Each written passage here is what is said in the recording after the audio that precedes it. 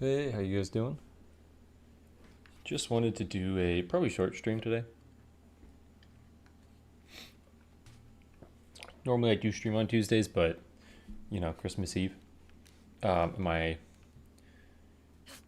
girlfriend just took off to go see her family for a bit, so just decided might hop on. Christmas, happy holidays, happy New Year. Thank you, I really appreciate that. Thank you for stopping by. What was I doing today? I wanted to do a Carmela attack build. It's not really a thing, but I wanted to try Cruel Strikes and Onslaught and make them work. Because of that, I'm probably not taking the Blood Whip ultimate, and I'm probably not taking the Impalement ultimate Heartbreak, just because I don't really think it works that well with it. I don't really know what to do in this build. I guess Spatmaster. But yeah, Ace of Spades on this, and we'll just try Ace of Spades and see how it works. Hey, Misa, thank you. Yeah, Merry Christmas Eve. Oh, key could be over by starting location.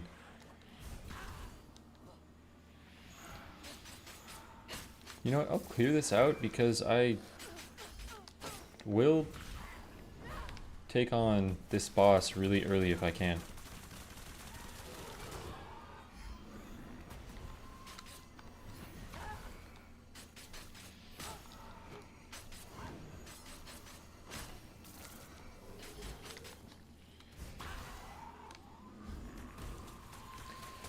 Don't know if you have time to play today.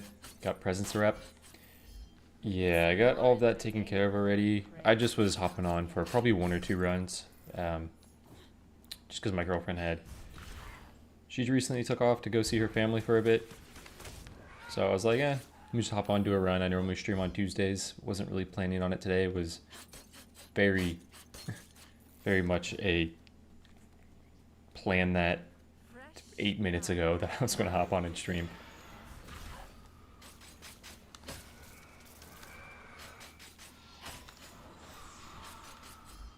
But yeah, just want to... This is regular Nightmare as well. This isn't any modifiers or anything.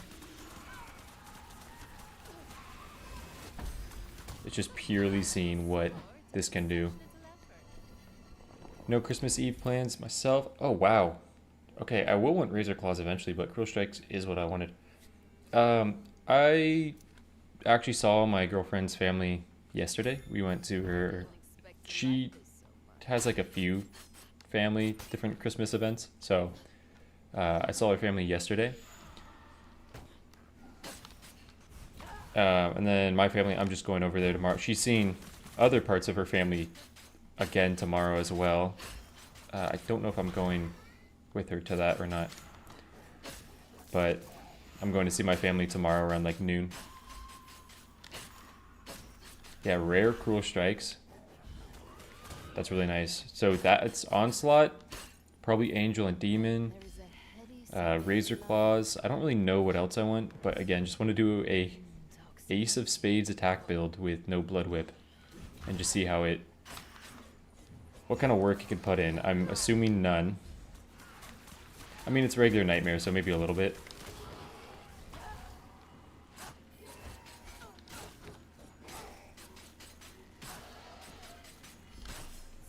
What's up? How you doing? What's up, Ben? What's up, Tudos? How you guys doing? Wow, Ace of Spades in here? That's what I wanted to do.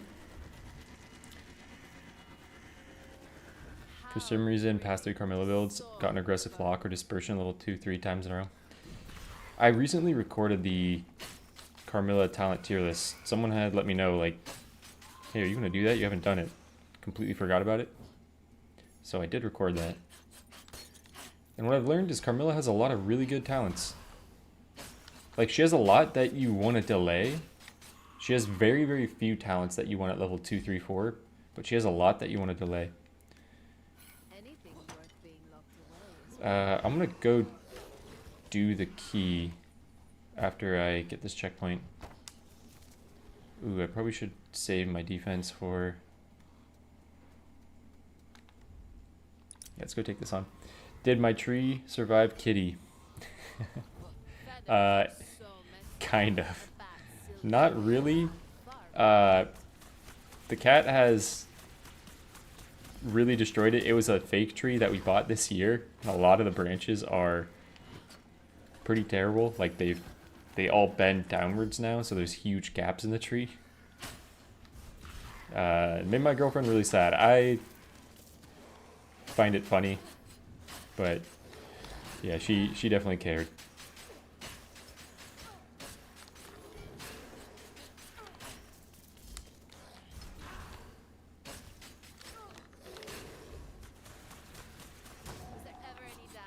If you go power build, it's easier to build early. I think her power build is the best, like, early build that she has.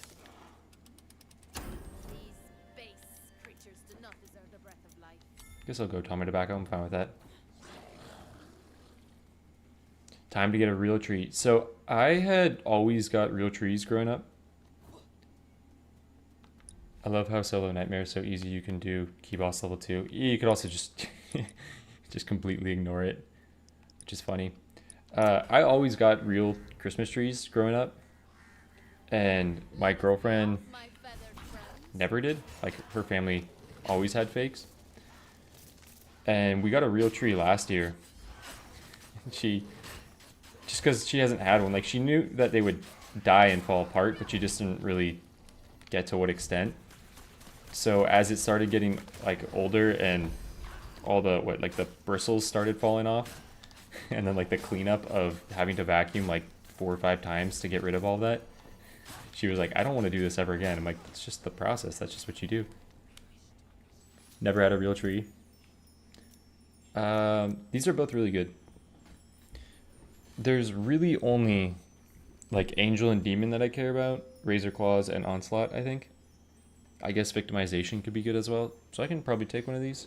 I'll just take Furious Tempest. My cat gets tangled in the tree at least once an hour. Yeah, this dude right here, he will climb to the very top of the tree. Like, he wants to be the star on the top of the tree.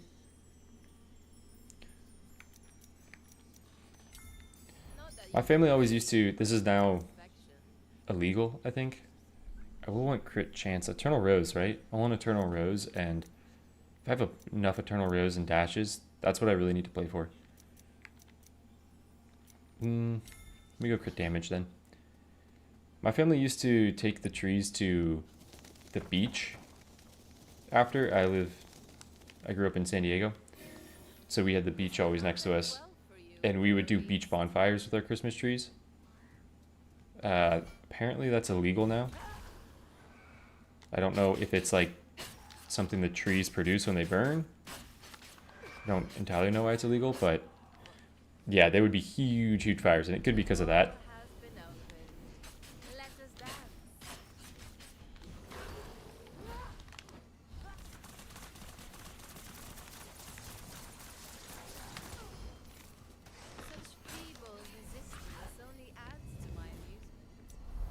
Shopping mall tree caught fire in your city.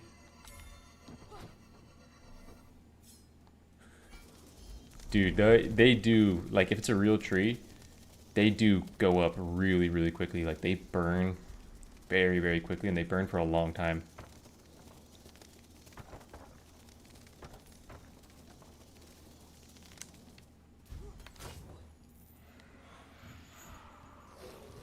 Is this wood? This has got to be wood, right? Let's go. Didn't expect wood.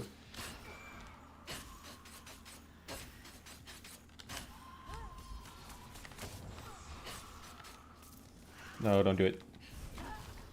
Don't heal.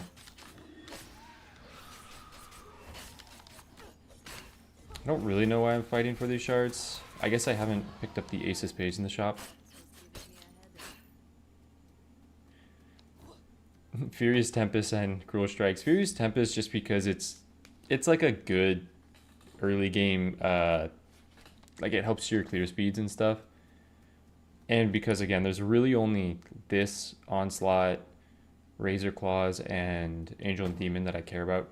Like everything else is just whatever if it comes. That teleport is pointless as hell. It probably took more time than just doing this.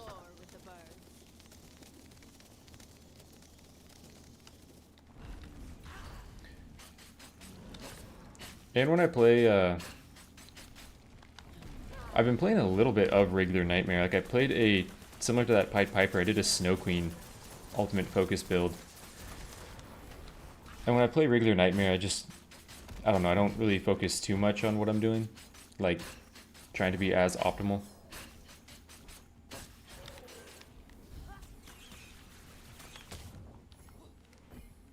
I'm sure this will come in useful. Fake one, nobody's hurt as a tree was out in the open. Oh, gotcha. Oh, was it like a outdoor mall? I'm guessing then. I have no negative modifiers. I could take Ogre Blood for damage as well. I could probably do Eternal Rose. Dude, in the Snow Queen video that I recorded with the ultimates, I had 3 common magical objects that I got complete. I had Ogre Blood, Horn of Plenty, and Eternal Rose. I don't know how that happened with like no Leprechaun coins. I think I go Ogre Blood here. I don't really care too much about the reroll for Eternal Rose. I think I'll get that just in general throughout the rest of the run.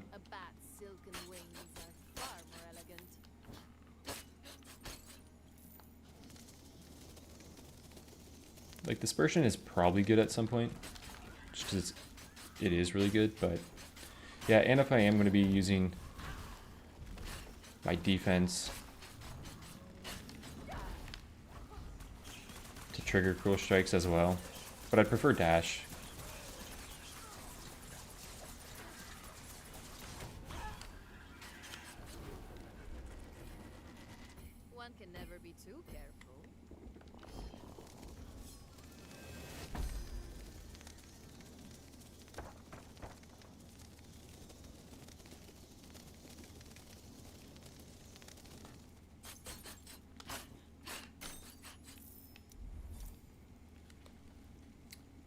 That's actually really good. That's another thing that I needed that I didn't really think about, because if I get Razor Claws and a bunch of dashes, that's actually pretty good. Dude, I wonder if I can make an attack build good. Thinking about this now, like, you can make these crits happen really frequently.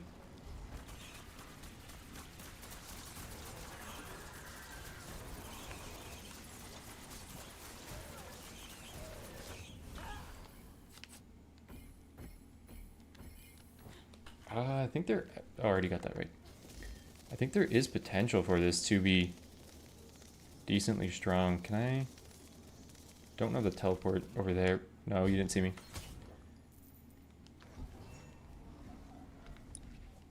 Regular mall.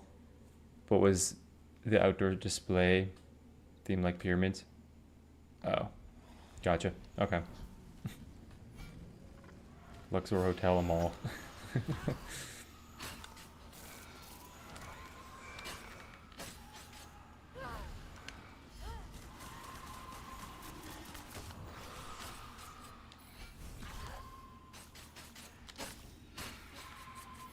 All beauty fades, unless Could probably do this other one as well. Alright, let's go. Dash charge, that's nice. The build is building. Can I sneak this? Try to sneak it after. Okay, I can't miss that. Oh, you're right there. Okay, how about we not die to this?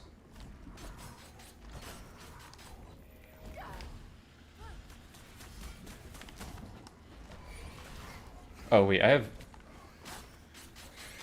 have more than one feather though. I can die.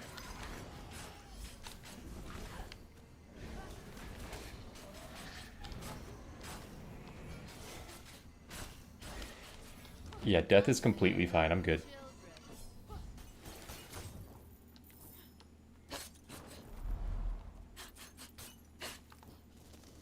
children. Those vile creatures are coming to destroy my work. I can hear them.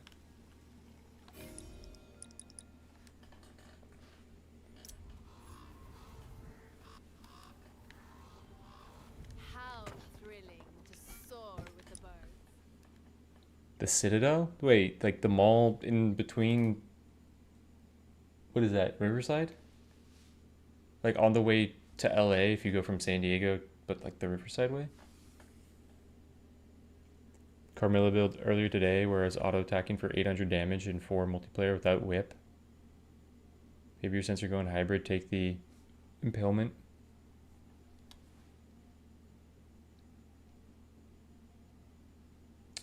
But the ultimate one on that, it no longer processes as, like, if you take impalement and then you take the one with the 4th attack does the ultimate, it triggers as ultimate damage, not attack damage, right? Like, none of your ace of spades actually trigger on that. Like, same thing as blood whip.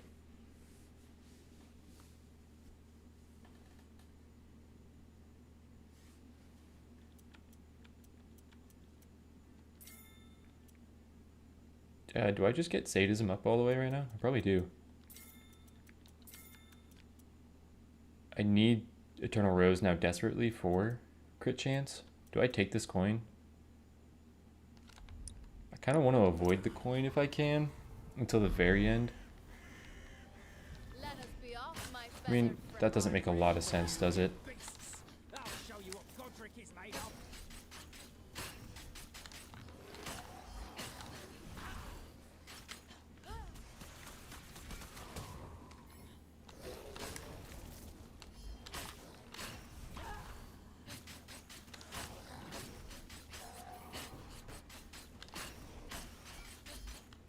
Such delightful sport, such little effort. I mean, this is pretty good right now.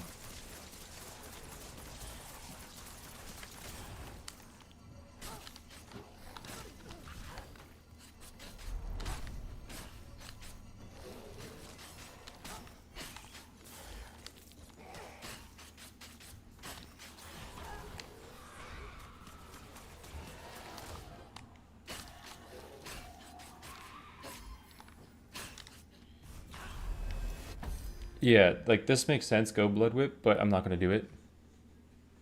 Yeah, it's ultimate damage. Yeah, so I'm going to take Impalement, and then I think it's called Torture the Pale, just so I can keep my Cruel Strikes attack. You cannot Because I just want to focus on that and see how good it can be. Wait. 7 League Boots isn't even that good in this, though, is it? Like, it's better to just have dash charges. I mean, I guess it is good in general until I get dash cooldown as well. But it doesn't entirely matter. Like, Swan Cloak would be better. Is there another thing? Ring of Dispel, right?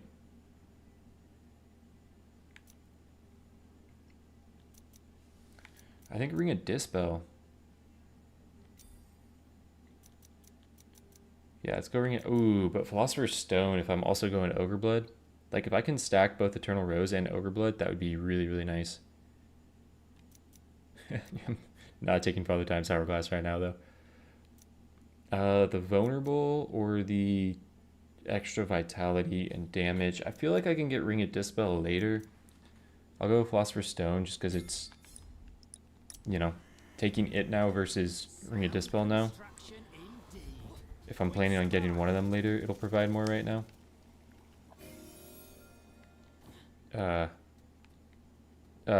Excuse me, tree. Thank you.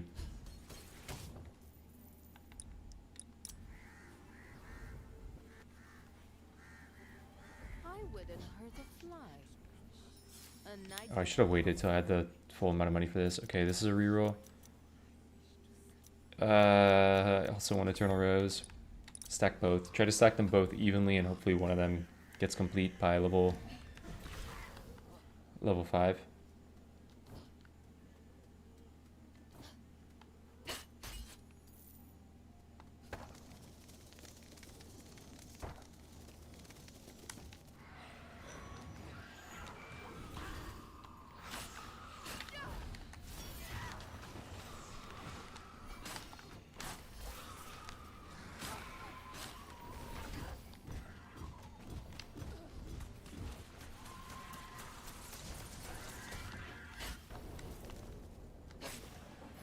Okay, the build is doing what it needs to do right now. This is kind of funny. This is a really funny Overblood take. The ideal thing here would be reroll for a dash charge, but I'll take Overblood. It gives me better odds at finishing both Overblood and Eternal Rose if I take it now. Golden Goblin character that tries to steal your dream shards. Dude, something like Borderlands has like the, I guess they've changed the names. I don't know what they changed the names to because it's not politically correct to say say the other term. They had the loot midgets in Borderlands 2, and they changed them to something in Borderlands 3.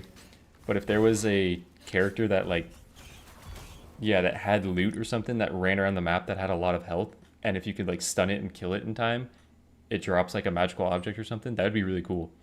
And that would be really cool because it would be a cool way to, say in a camp, you're in a camp and there's all of these enemies outside the camp and it starts running outside of the camp and starts triggering a whole bunch of other enemies, but you're playing co-op and you all swarm on this one enemy. You're like, is it worth it? Is it worth it? That would be cool. That'd be a fun idea. Just got into the game when it came out on console. I'm so hooked. Like 150 hours. Shout out being a cool dude. Thank you. I appreciate that. You got the addiction that we all got. This game really, really is addicting in a way that I haven't felt with a lot of other roguelites. There's one that I am playing right now that is pretty similar. Or I mean that has hooked me quite a bit right now. Yeah, I went a little too far.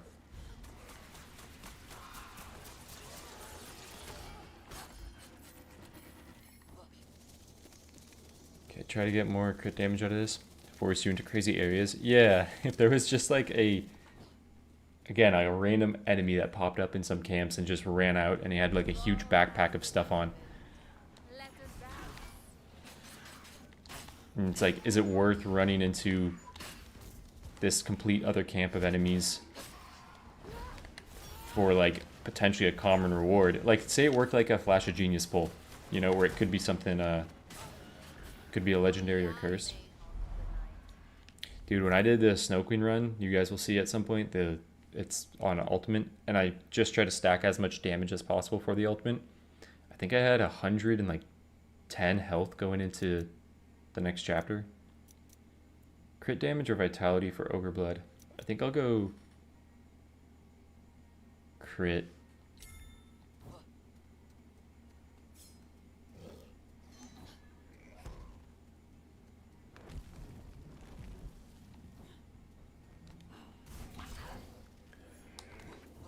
Okay, I was hoping for some shards over there. I think I'd rather look for shards than take on tumors.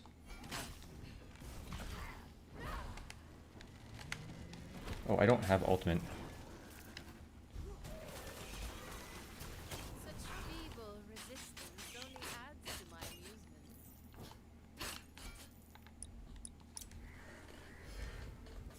Game was frustrating going to console, being Laura would have loved it. used to builds and characters. Oh, leveling up to 9. Ben, did you try the thing where you just set 5 negative modifiers and just run it to chapter 2? Because I think you could level up a character like 2 or 3 times I wonder what your first time doing that, we shall soon based off the experience that you'll get.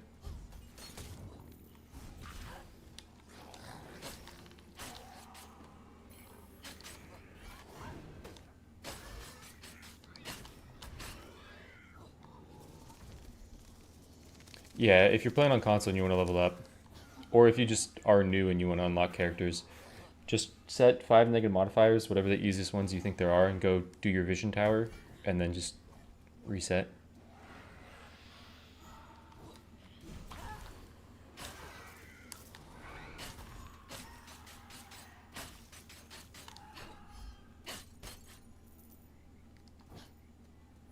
I don't know if I had anything else in my shop that was worth it.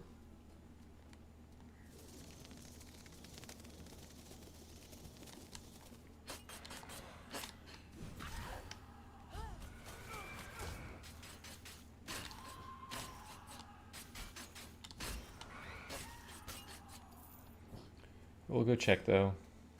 come out, wherever you are.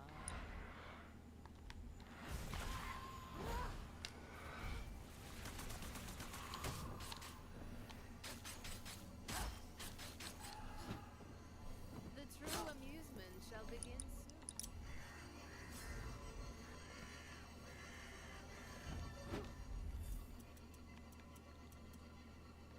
Are you leaving I already? should probably pick up this coin. Was it something I said?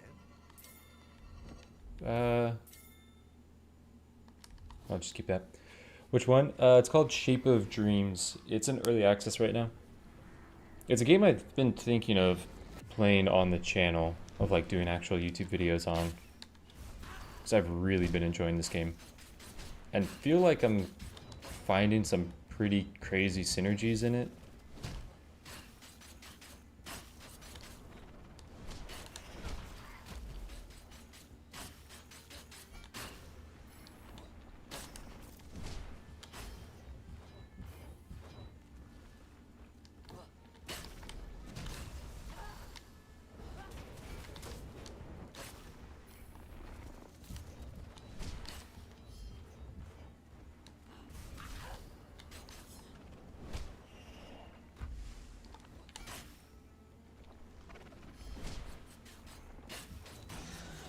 Is there a best way to do this? It's make them bleed, hit, hit, hit.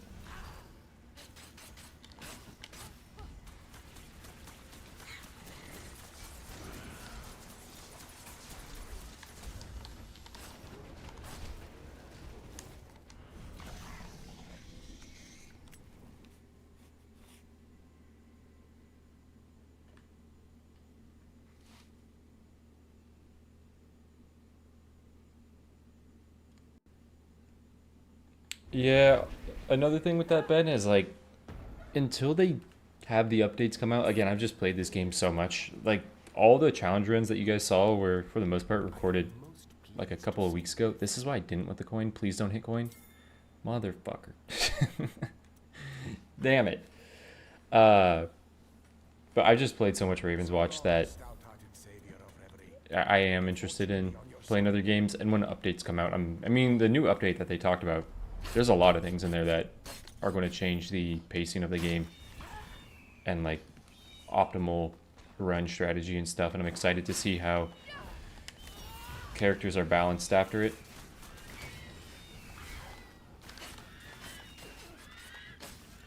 Damn, dude.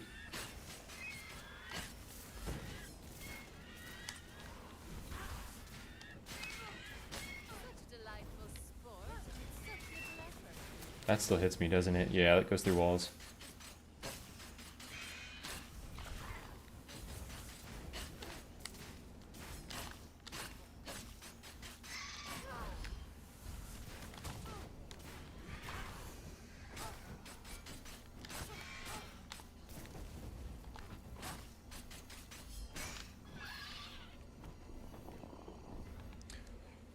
Want to know, Aladdin in co-op is good. Playing with 2 friends, but we were having a ton of difficulty in Nightmare. We're using Geppetto and Melusine Pied Piper. That combo that you have sounds really good.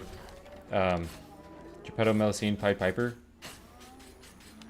with an Aladdin is good. Aladdin is good in co-op, but serves a different role for the most part than in multiplayer than in solo, because his role in solo, or like how he plays in solo, I think is a little bit tougher in co-op because enemies are triggering animations from enemies, where Aladdin's like timing of damage is a lot more important. That I feel like a lot of times Aladdin does become a wish hoarder in co-op. Victimization is good. What else do I need? Onslaught, an Angel and Demon, Razor Claws. I mean, I guess that would be my final 3, but this is just extra damage. I mean, Razor Claws was the main thing that I wanted.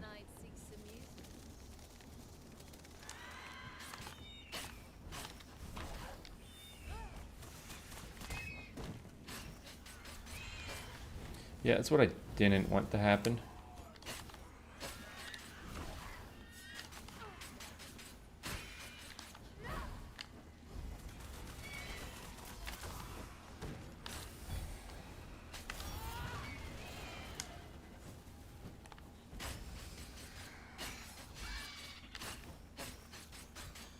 Was there ever any doubt of my triumph? Snow Queen works better than Geppetto. Snow Queen with Pied Piper, if you're going Freezing Trap, is really nice because it just lets you proc your, like, go Shattering Blast and just place your power in the Freezing Trap with Shattering Blast and go Radiant Crown so your shadows do more. It's a really good combination for Snow Queen and Pied Piper. I'm gonna leave this here in case I need that. What's a few minutes more? I actually haven't heard of it, probably because I'm exclusively console. Yeah, I don't think it's on console right now. I think I want Eternal Rose a little bit more than Ogre Blood. Final Ace of Spades, or do I take a golden egg right now so that if I open a yellow chest and I see Ace of Spades or golden egg, I still have a choice? I think I take golden egg. How peculiar. And then, yeah, I'll leave that there. Marvel Rivals has been fun. I actually downloaded that on console because my brother has been into that and he wants me to play that game with him. I haven't played like a PvP game in so long. That's not entirely true, but like a much more competitive PvP game in a long time. I'm pretty good at them, but I really just have avoided them for quite a while. But it does look fun. I kind of missed out on Overwatch. Like, I played Overwatch, but not when Overwatch was super big.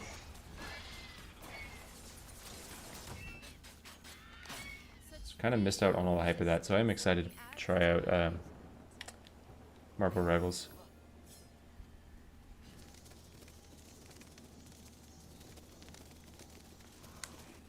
Damn, man. Don't follow me, crabs. I just want this.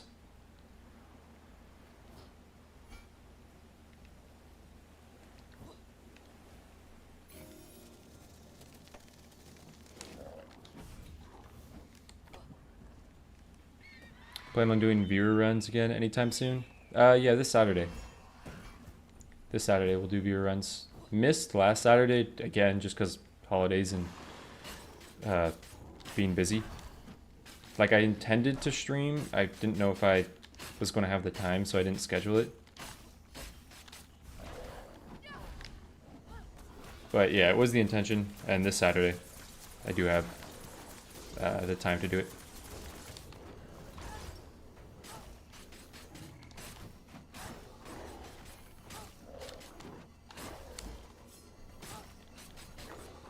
Kind of going in right now. Quickens in anticipation. Oh, what's up, Fabrice?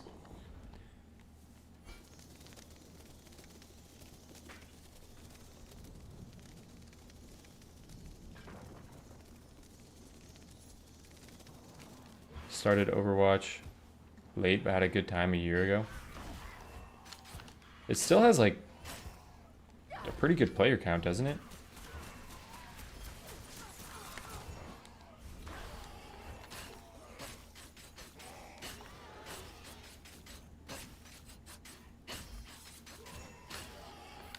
I mean, yeah, it's just like the big story that I wasn't super into Overwatch. Again, I never owned it personally. I mainly just played it at like friends' houses. But that they did not handle Overwatch 2 well at all. It's a schedule thing. Not sure. Normally Tuesdays what I'll do is, and I'm not really doing it today. Today, I mean a little bit. I'm trying something on just like Carmela attack build. Just trying something that I would never suggest and never really play. Just want to see if I can make it work. But Tuesdays, like next Tuesday, I'm going to go back to 7 negative modifier runs. That's normally like my solo day. And then Saturday would be viewer runs. And if I do another stream on like a Thursday or something, that's also normally viewer runs.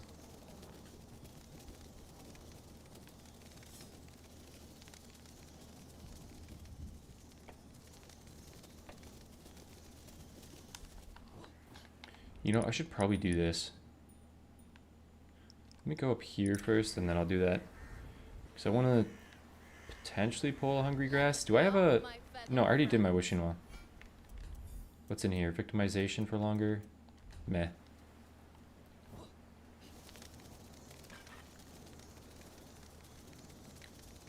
It's a better combo to play in 3. I think Pied Piper is almost always, like... not essential, but one of the best characters in co-op. Like, the value that his huge zone of vulnerability provides is support that not a lot of other characters have. And then people don't really look at Pied Piper as a healer, but with Perfect Harmony and Versando, you're a pretty good healer. Let's still pump damage. I'm hoping to get, or crit damage, I'm hoping to get other damage in other areas. I want Onslaught. I actually don't care about Onslaught that much. I mean, I want to see if I can make it do damage, but I really don't care about it that much. Angel and Demon for strength at night, and then Razor Claws. I'm fine missing out on Angel and Demon. I really want Razor Claws, though. Or fine on missing out on Onslaught. I think Pied Piper, I think you're in a good spot with Melusine as well. I think Geppetto is good for getting revives. Geppetto does just trigger more animations. If you have a good Wukong player, then Wukong is really good. Or if your Wukong player is the host. Because Wukong can kind of just sit there and bait every enemy in the game while everyone else does damage.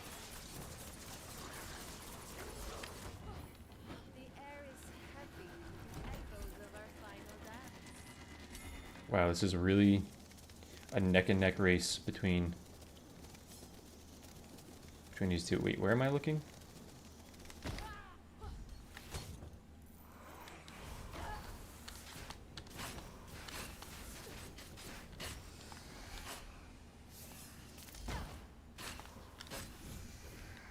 guess I don't need Razor Claws as much now that I have Dispersion. It would just be nice to not have to use Dispersion to proc bleed every time.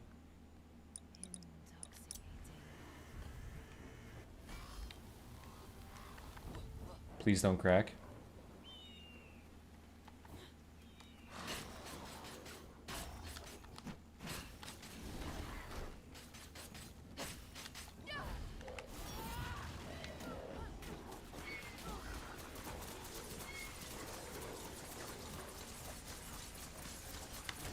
Was there ever any doubt of my triumph?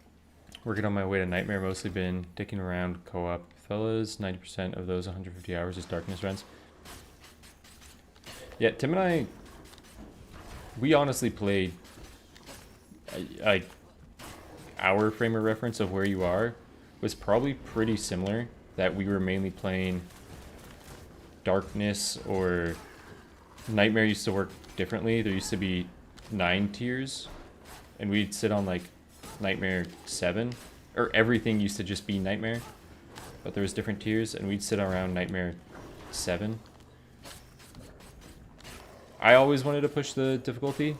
Tim didn't enjoy games like that, but I slowly corrupted Tim to pushing the difficulty, and now he's fine with it.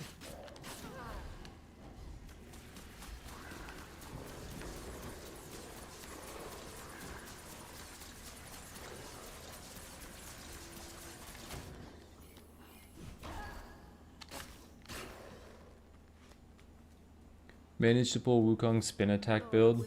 Stance changing, not good. Dude, it's fun though. I love the Wukong builds that focus on, like... Okay, thought I was going to be in that.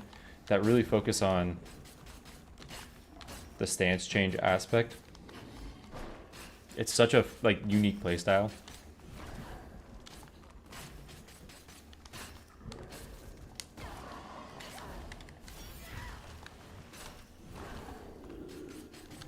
No, please. Please just die. Thank you.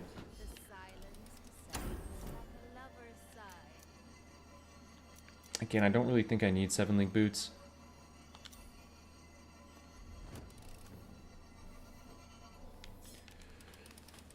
Ideally, I reroll again for Hungry Grass or something. Chipotle seems really good for rezzing, in my experience. Yeah, especially if you're going dummy ball or something, you could just toss one to the side. Oh, Discord? Yeah, here, let me link my Discord.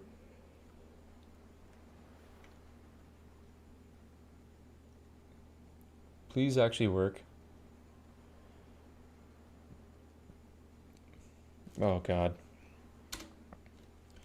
How come whenever I copy this link, it doesn't work?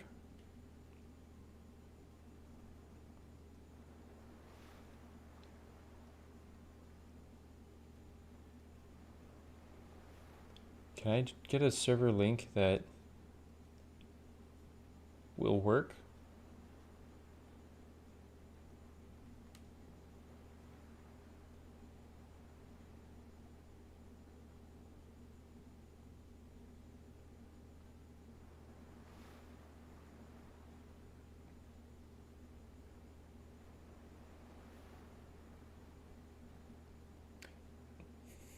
Oh, I'm about to look like an idiot. No, man. Corrupt Tim. Is Tim in here? Tim, are you in here? You got the Discord link, buddy. So the only issue with this is I have the the Discord link is private. And when I copy it, so I click on my Discord, right? And I click on it in the top and invite people. And then it says, use this button, like the copy button, to get the Discord link. Because where the code is, it says hidden, use copy button. So I click that. And if I were to go paste that in chat right now, this is what it would look like. And I'm like, that's not the link. But that's like the thing that it gives me to copy. Like when I click copy, that's what it copies. Am I an idiot? Am I an idiot? Dude, why am I so dumb?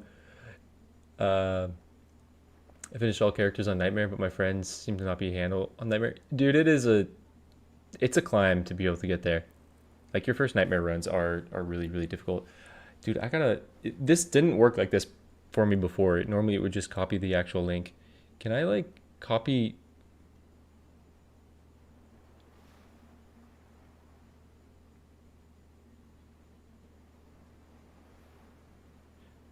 Um,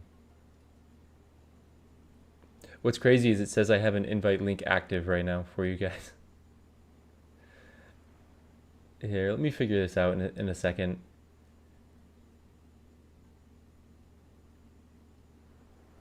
I can text him again. Text him.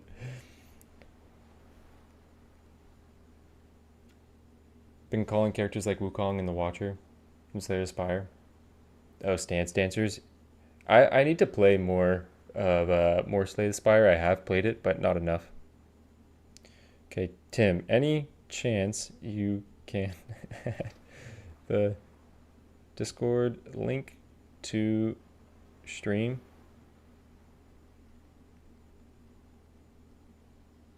I think I got a reroll for Hungry Grass or something. I could take Excalibur and play into that or something like this. No, it's not. It's not Ben. It is not calling me. What's up, Moo? What else would be good here? I have 3 rerolls. Let's... Am I on the game? Baylor's Eye, Mad Hat. Oh, I got a short coming for you guys. I got a short coming soon.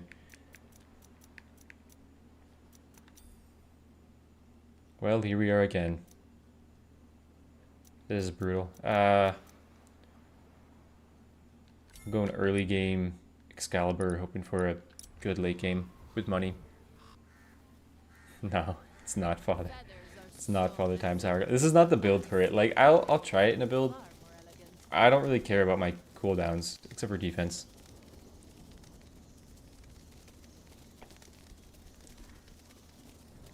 Come on, Fabrice. Yeah, that stereotype's cool when it actually is pretend, not when it's incompetent man can't find Discord link.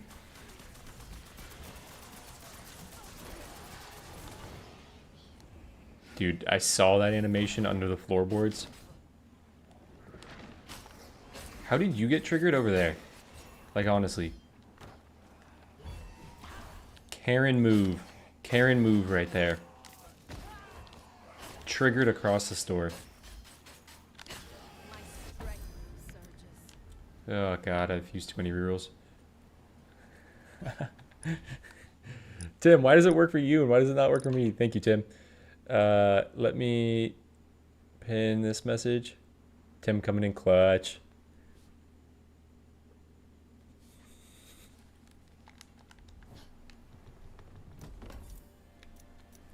Oh, huge Eternal Rose. Dude, it is neck and neck. Merry Christmas, Tim. I hope you're doing good, buddy. Hope you're enjoying your time with the fam. Yeah, Tim is off the clock, but he is still coming in clutch.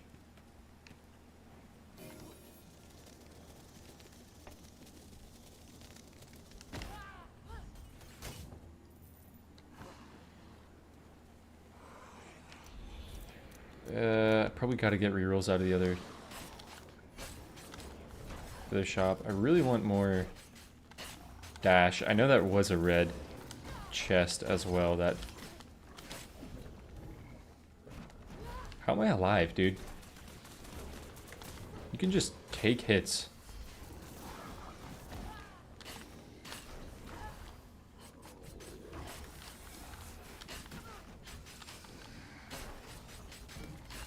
Okay, probably can't take all of that.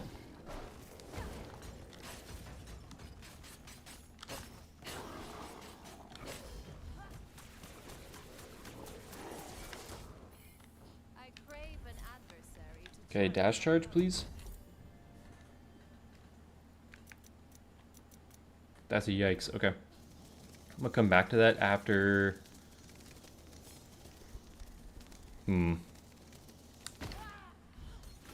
Yeah, I need to do the Grimoire, and then I can come back to that. It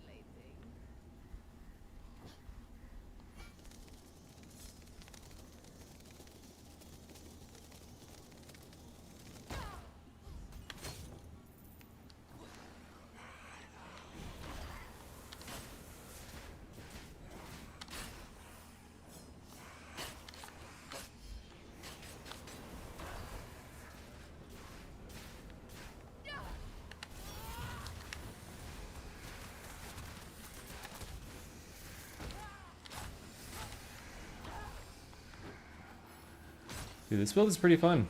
Resistance only It's a adds pretty to fun my build. feelings. Oh god, I gotta reroll this as well. I mean, I could technically take Horn of Plenty for crit chance and crit damage, but I don't really want it to like dilute that anymore. Let's try to do this. How thrilling to soar with the birds. Well, since we can just call on Tim for things.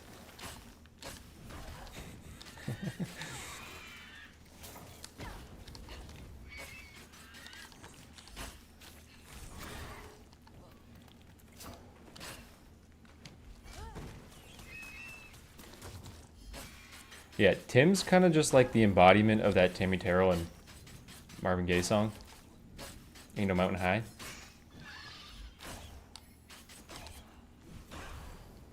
Tim sings that to me every day on my, or every year on my birthday as well.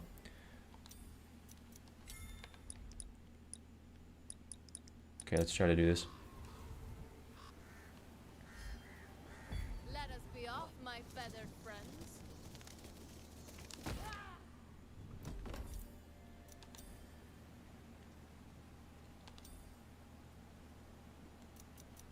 I know Ace of Spades, but I need Leprechaun Coin for having to do that reroll and wanting to do this reroll. I can still get Ace of Spades in Wishing Well of Final Chapter.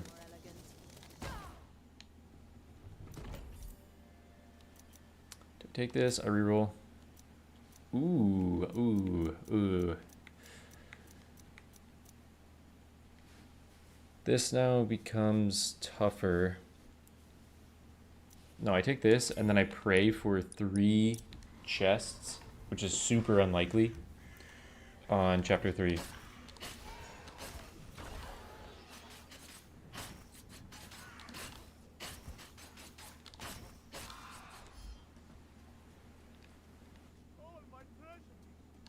Can Tim record himself singing it next time?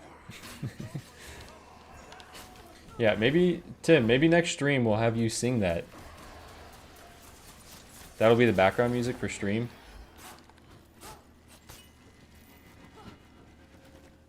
I honestly wish they took the monetary value off Leprechaun Coin and I wouldn't feel as like...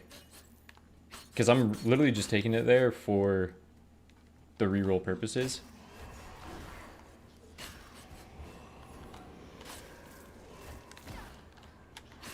But... yes, it is really nice.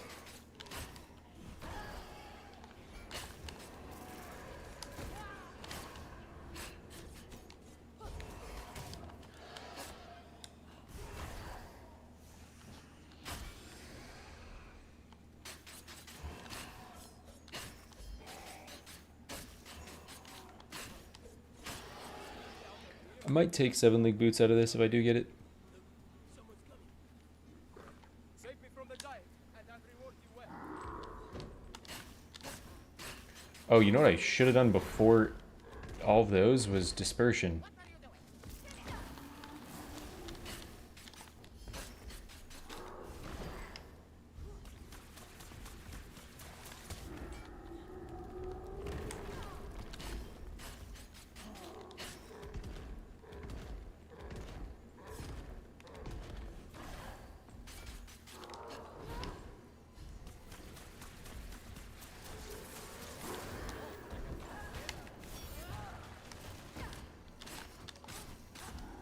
There we go. Well now, that wasn't so hard, was it?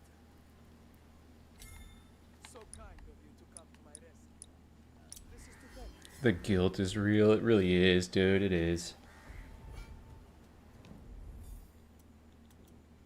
Dispersion. I think I went marked lasting longer because this build isn't around dispersion. It's more around the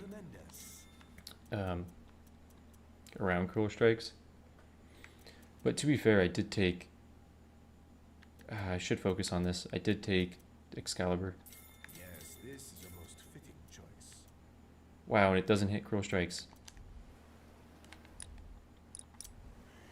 I don't know if I got all my healing fountains. I wonder what they look I wasn't really counting, but we shall see. there's probably a good chance that there's one left.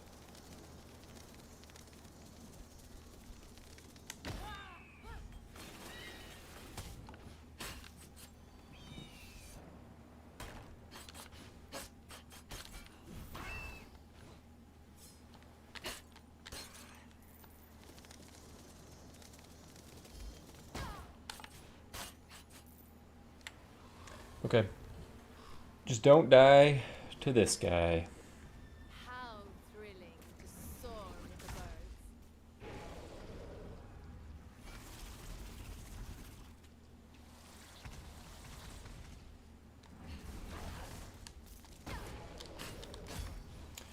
Dang, man, I really wanted to go in and do all my damage.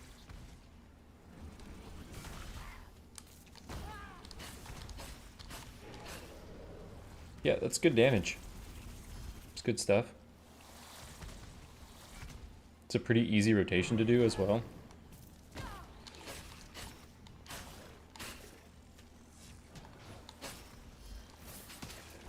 Oh, Razor Claws would be so nice on this, though.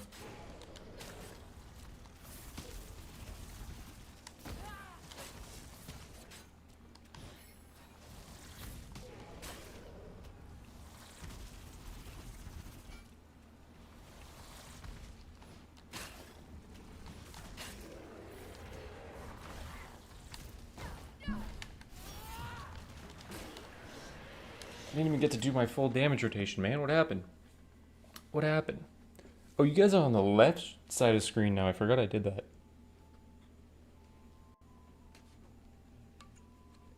Is that too hard to read? Can you guys read that? Or is it just... It's over talents. What am I talking about? Is that hard to read? It's like impossible to read. How delightful. Is that a fine spot? Or should I put you guys up here now?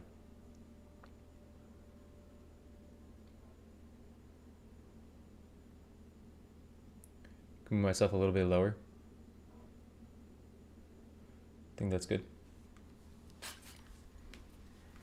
I am delighted to see you, as always. Okay, one of these could be my ace of spades. Alright. It's very unlikely.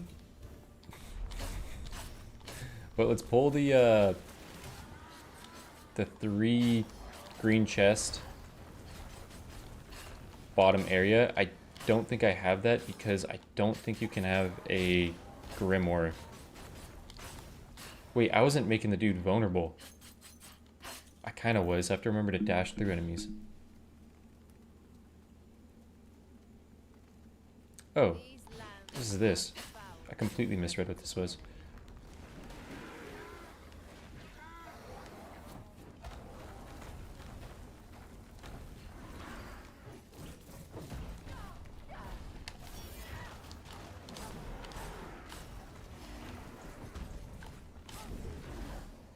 I mean, that's not bad.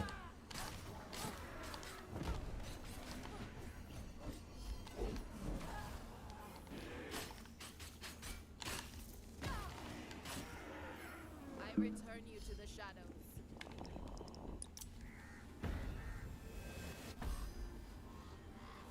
How thrilling.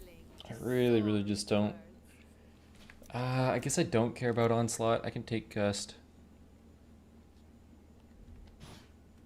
Oh, God. Just don't be the setup that has no green chest on the bottom. And please be a yellow wishing well on this.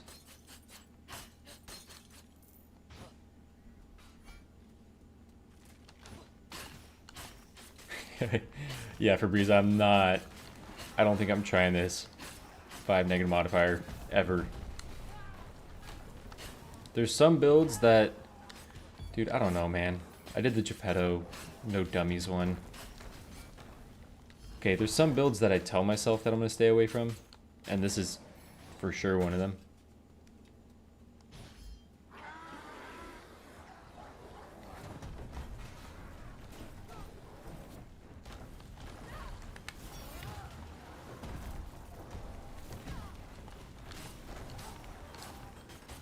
Delightful sport and such little effort.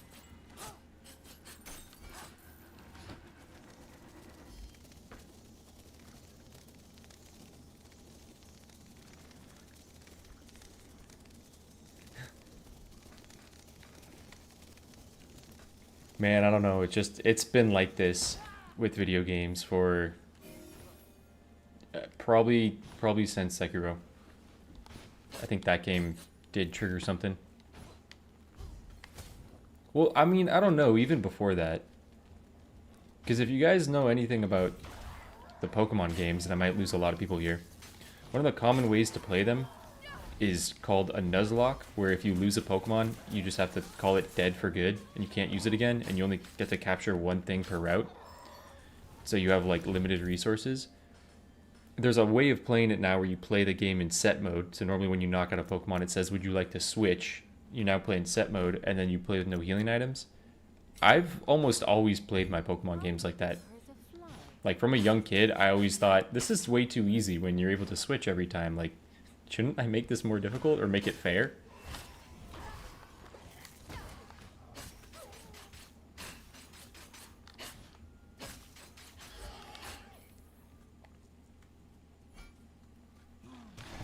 Miss the pain, you can try it.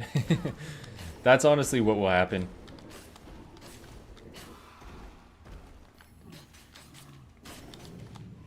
Or it's kind of like when I feel like I want another like really, really challenging run to go after.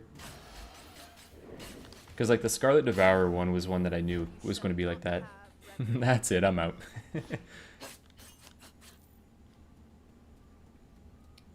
Cassette Beast. I have not heard of that.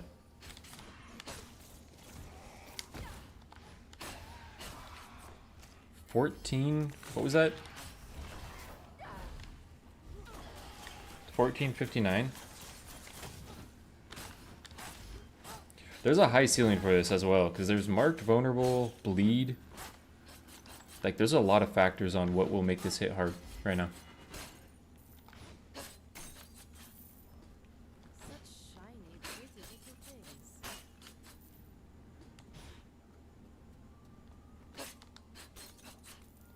There's like very few games that I Seize the day. don't It will be my last. turn it up to the highest difficulty. God of War was one that I did do that with, and then I turned it down because I was like, yes, things do hit really hard and they kill you pretty quickly, but every enemy feeling like it took forever to fight was not the God of War experience I was hoping for.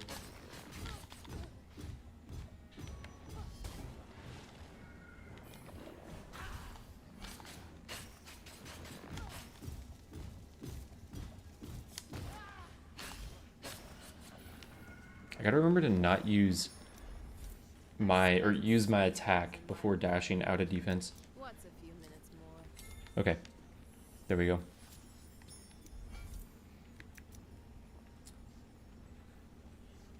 I take that if I don't get the other Ace of Spades. Can this be... Cooldown is fine, I guess.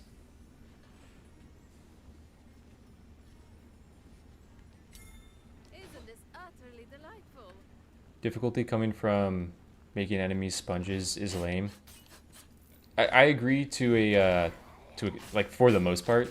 Sometimes I think certain games do have enemy health values way too low that there is almost no skill evaluation of certain enemies, and when they turn those enemies up and you now need to learn those enemies, then I think that's kind of fine. Like if you've played Windblown on the easiest difficulty or like the first few difficulties, all the basic enemies die to like one hit of every weapon, and I kind of question, I'm like, why do they even put these enemies in the game? Like, you can't even, you don't learn their animations, you can't understand how much damage you're doing, like nothing in this really scales itself, and then you play the like hardest difficulties, and it's still kind of like that, like those enemies die really quickly, but you definitely need to learn their attack patterns a bit more. But yeah, for the most part, when it is just like, hey, make our enemies beefier, and that's our difficulty, that kind of sucks. Set Piece is like spiritual successor to Pokemon Emerald, but it has some massive improvements and changes compared to Pokemon. Gotcha. Yeah, I mean, for the most part, when I play Pokemon games now, I play ROM hacks or like fan-created games that make the game much harder or engaging.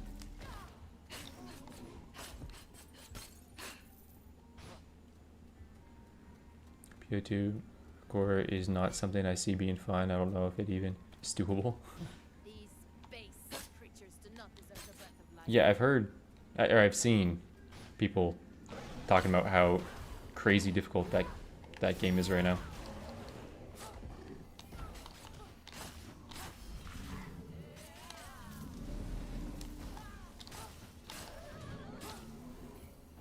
$15-16. That's a really good hit. Okay, I might reroll well for attack. Wherever you want.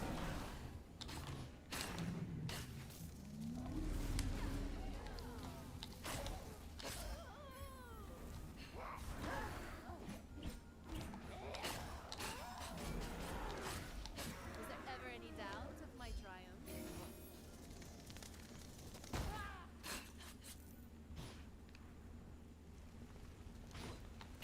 I gotta play more Risk of Rain for Breeze. I have played very little of Risk of Rain 2. I played a lot of Risk of Rain 1 way back in the day, but I have not played that much Risk of Rain 2.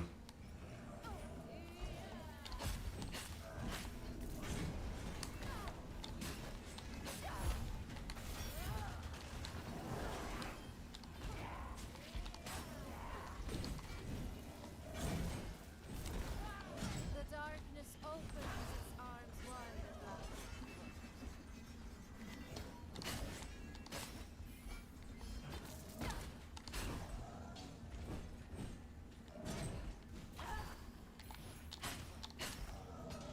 It is I who am to be feared.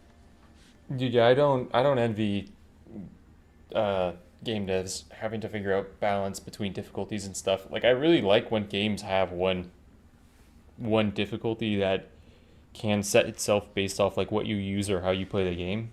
Kind of, like Elden Ring. Elden Ring can be a very challenging game depending on what playstyle you're using, or it can be a very, very easy game. I know that does make like Elden Ring elitists upset when you can just use one weapon that kind of cheeses a boss. But I don't know, I like to play Elden Ring in a way where I normally do avoid the weapons. Like what's that one blade? Rykard's, or no. Is it Rykard? I think it's Rykard's blade. Is it Blasphemous blade that heals you? I've never used that weapon. I've never used that weapon in the game, but I don't know. I like that the game's balanced, that when I use like a dagger for an entire playthrough of Elden Ring, I'm like, yeah, I'm kind of at a disadvantage for most boss fights, but I really enjoy like the mastery of it.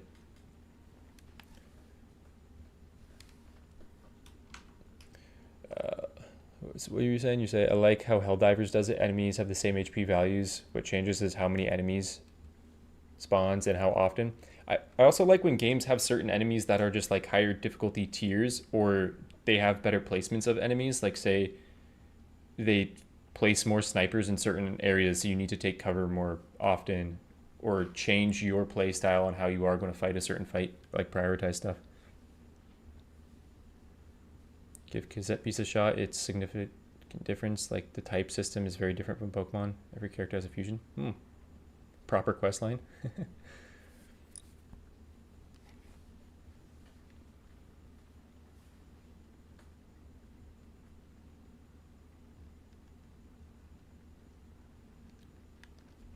Yeah, again, that's the one thing that comes with one difficulty, is now it's not a person saying like, oh, I could beat this game in this difficulty. It becomes people going like, oh, you beat the game using like that weapon. It's like, doesn't really matter. Like you get from a game what you want to get out of it. If like someone's doing like crazy katana bleed build or something, and I'm there suffering with my dagger going, this boss is so hard, and they're like, no, it isn't. That's my fault. My fault. Okay, let's try to pull some rerolls so I can try to get the 2 talents that I want. Let us be off, my feathered friends. Never tried Risk of Rain. Not really a platformer guy. Oh, gotcha. They did a Risk of Rain 1 like remake. I'm really interested. 205.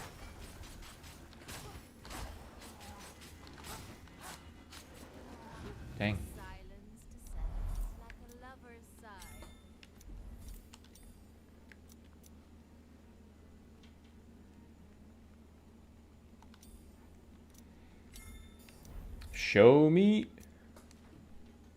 I'm fine with missing out on Razor Claws. I'm fine with it. It's fine. Feathers are so messy. A bat's silken So wing. Onslaught, right? This is going to go sicko mode, right? 1400%. Ah, I can see you thought this over carefully. That's going to be crazy, right? Yeah, and then I don't want to take this because that's going to interrupt Cruel Strikes and get rid of my attack damage. And I want to test Not that you attack. can really improve on perfection.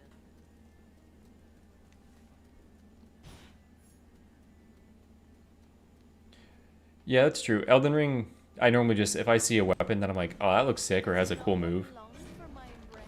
The shadows want to devour Avalon, but they shall Okay. not triumph. Now I want to test it with Vulnerable. Can you guys separate? Here, can you Superman jump? That's fine. Have no mercy on these creatures. There is nothing human about them. So why didn't that kill? Okay, now let's go Vulnerable.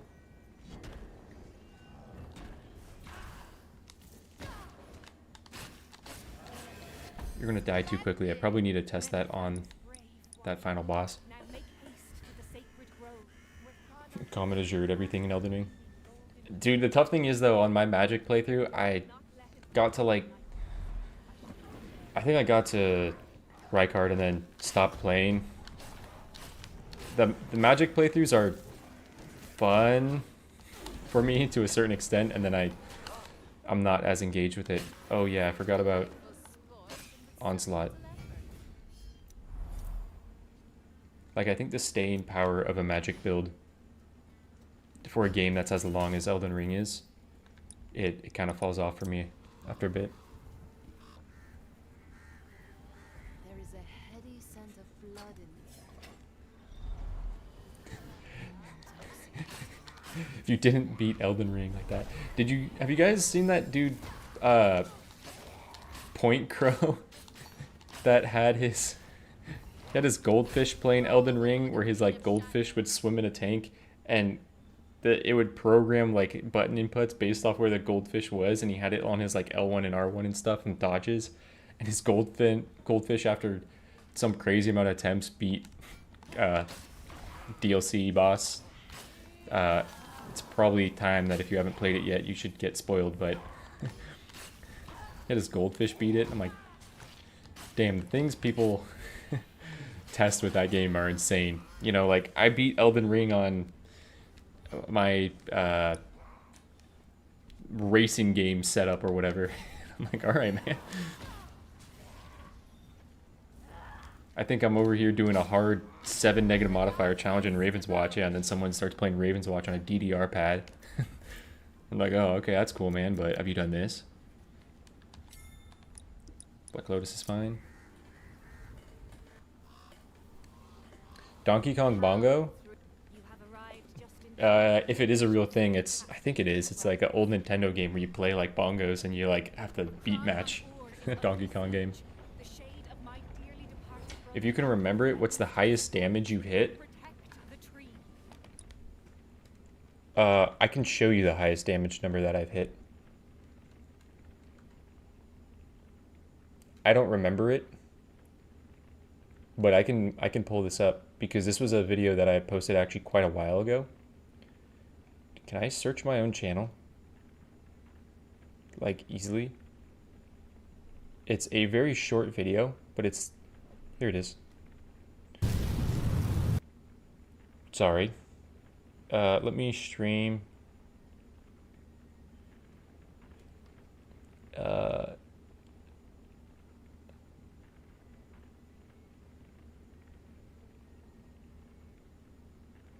This is the highest damage that I have hit. Is that showing the video? It is. I don't remember what this is.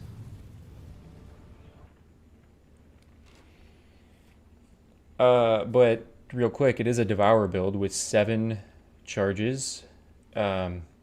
9 charges. This was when it was old Baylor's Eye, where Baylor's Eye was doing 150. I had Raven Effigy. I have 288 damage. I don't know. I can't tell you what my crit is, but I have 6 power damages and the crit from that. Yeah. So let's see what this is.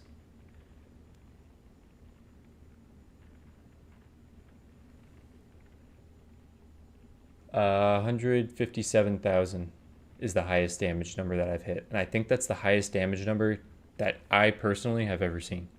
Didn't Pam just post a video?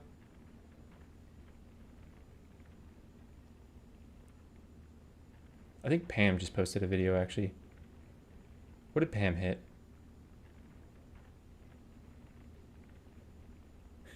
Yo, I know this build. Let me see what Pam did.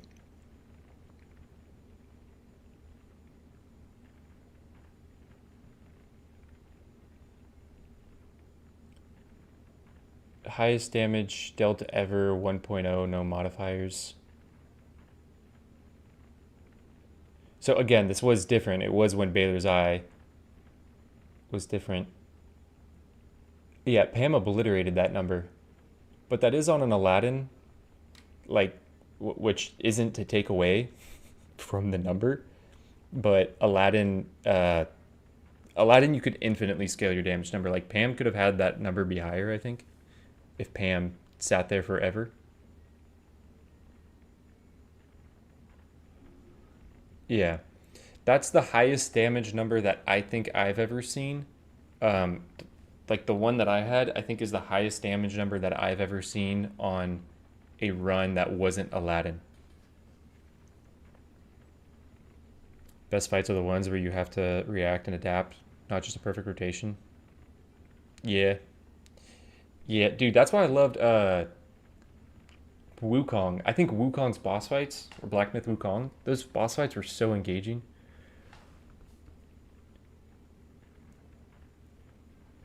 Being Doom with a Guitar Hero controller. DDR Piper run. Probably is worth it, or is possible. I figured it would be some early access number. Yeah. Again, and we can't recreate that now because Baylor's Eye works different. But I think there was a dude who sat and spawned on Aladdin, crit printer build for an hour, and got one of the damage numbers into the negatives. Damn. Yeah, I don't know if there is, and again, you can't really go off that because that wasn't in 1.0, but I don't know if I've seen a higher damage number than that one that wasn't on Aladdin. I imagine that, like, if you went Aladdin and you didn't go the Wish build, I think you could still get up there, but it would be technically 3 hits with Jin's Fury and Sorjin and Jin's Might. But I would think that the Scarlet power build still has the potential for the hardest hitting thing, just because you have the guaranteed crit and you can take yeah, you can take every time. That's not bad. I am missing Razor Claws, which is unfortunate for the bleed factor.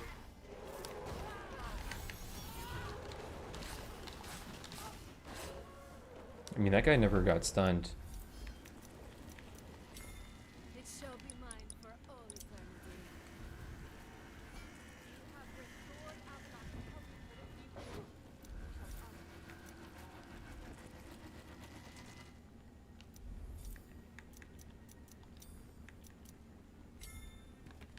the I will stairway dive a little bit because I do have feathers are so messy. Excalibur, A bat's silken wings. but I don't think it's super necessary. I just want to see how well this build can actually perform. What is this healing me? 11. That's really bad, isn't it? Laura would have loved it here. Isn't that really bad? And multiplicative scaling on combo points. Scarlet must be busted, right? Come, creatures. The queen of the night seeks you.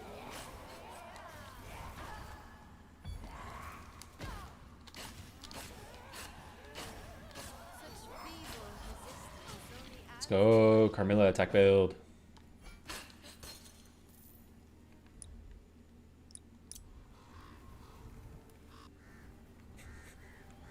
Let us be off, my feathered friend.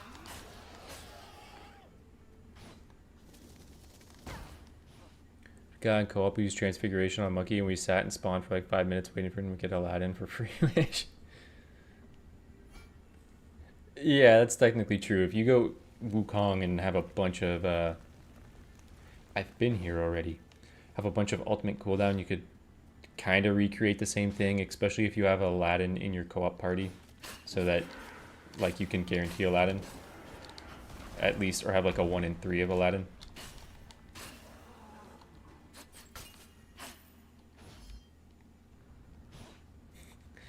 Doesn't include the whip, I should add. I know, dude, imagine this build right now with the whip, with mass punishment. But Cruel Strikes on its own, putting in work, I love to see it.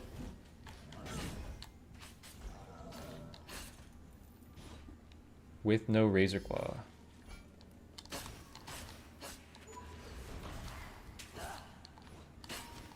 I forgot about you, Onslaught.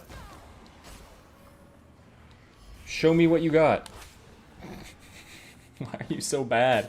Why are you so bad? Show yourselves, my darling. Oh, I hope they do something with Onslaught. I really hope they do. That's a crazy number to see for the amount of damage that it's doing. Like, this enemy is marked 900.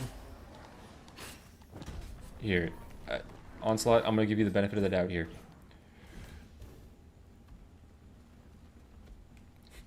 Okay, Onslaught. Let's run it back. Yeah, go ahead, man, go ahead. Okay, bleeding. And yet I'm still I guess I have to do the bite after the bleed. Can I find another big boy? Here, come here. Come here. Come here.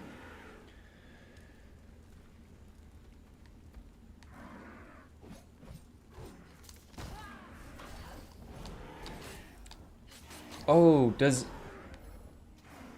Onslaught get... Does it really need to be proc that quick?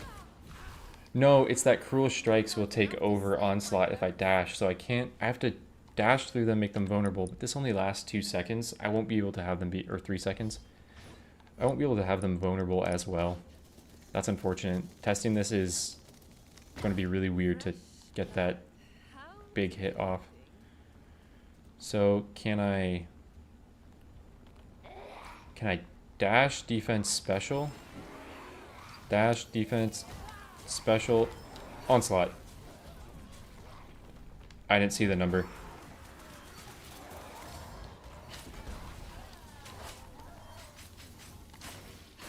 I just see Onslaught go through a bunch of basic enemies and they're still alive. That's all I saw.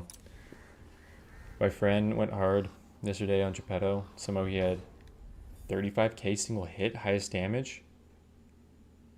Damage with Big Puppet. I wonder... Okay, I was going to say, is that an explosive or unstable cores, so like power build going insane with Baylor's Eye, but Big Puppet, that's crazy.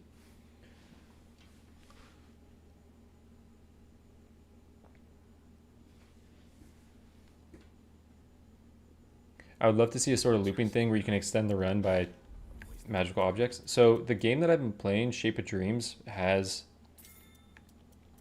something similar to that. It's basically about 15 to 22 minutes for a run, maybe a little bit longer. But when you beat the run, you loop it. Like, you can choose to loop it. Oh my god, let's not...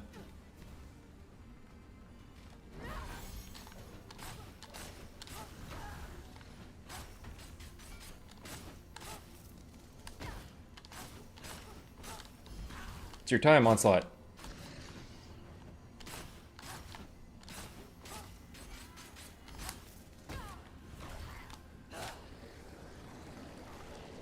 Was that what was that, 4857?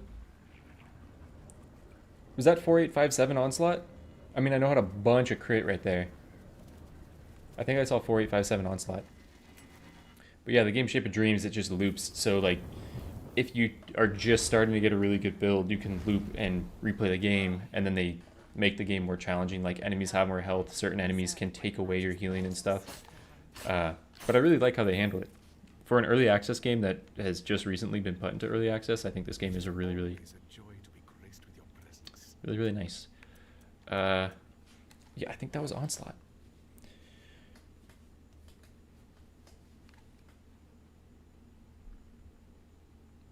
I used up my brain already today.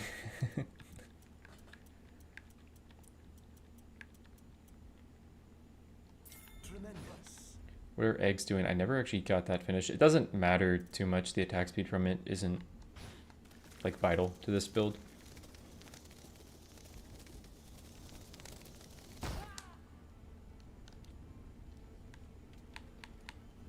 You cannot make an omelette without breaking a few heads.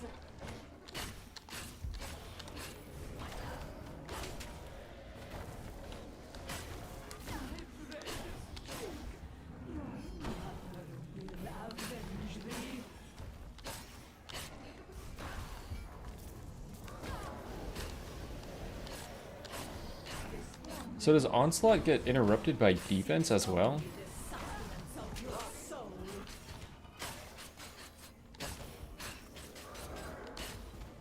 So if I special, then defense, it does because of Cruel Strikes, because Cruel Strikes procs after defense. That's what's going on. Okay. Okay, I understand.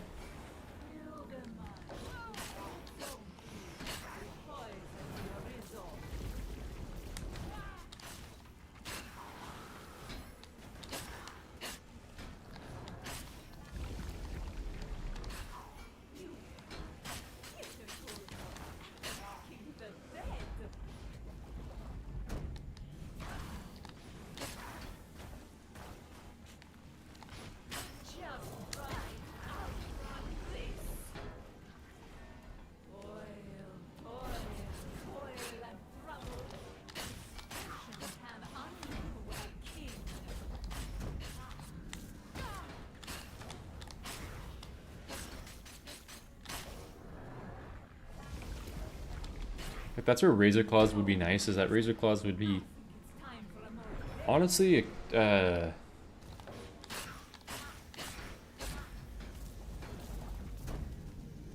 what's the one? Vorpal Blade? Vorpal Blade would have been nice on this build if I had Razor Claws. Leave my victims alone. Okay, so dash through her defense bite for Onslaught.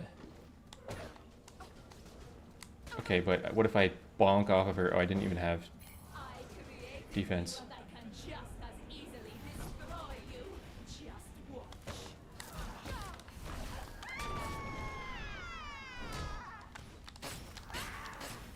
I didn't see what it was.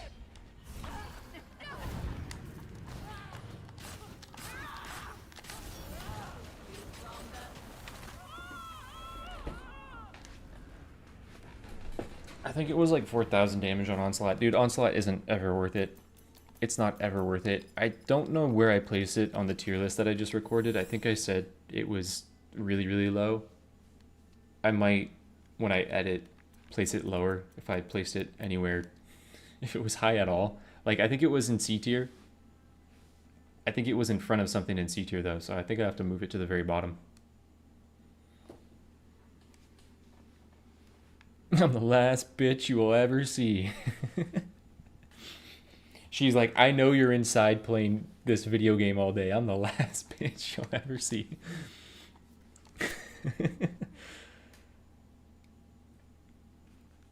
Onslaught might be good for preserving Blood Whip charges. Hey, yo, did I miss a good run? You missed a Carmela attack build that didn't take Blood Whip. That's what you missed. Selective provocation. That's true. That's true. Okay, what's another fun thing to test? So what I was really looking at in the Pied Piper video is I was like, bro, I've never played this. I've never done the ultimate on Pied Piper. Let me focus on that. I also recorded a video where I focus on this Royal Ray and Snow Queen's ultimate. I really liked that run. That run was really fun. So I wanted to do this on Carmela. Is there like another thing like that with the characters that I really haven't ever focused on that I want to focus on? I have done a reload focus build. True Instincts build.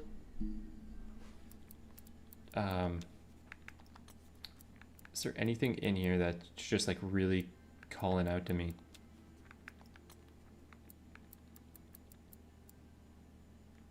I mean, I did the special Baylor's Eye build.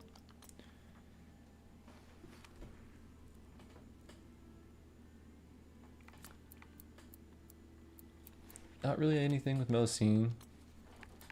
Dude, this is what I'm saying. I'm ready for new characters. I did the no dummies wrench petal build. Aggressive defense. For Breeze, that was one that I actually rated kind of low. I love this talent now. I still don't take it in a lot of runs because there's just other things that I need. But I really value this, especially in the negative modifiers where you can afford to take it as Wolf. It's so helpful. As much as it's like a nothing talent, I like unironically like it.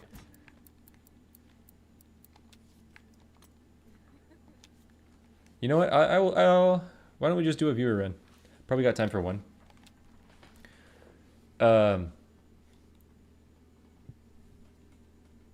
Coca, if you got time, you got like first dibs on hopping in here. I just want to make sure Coca's in here. So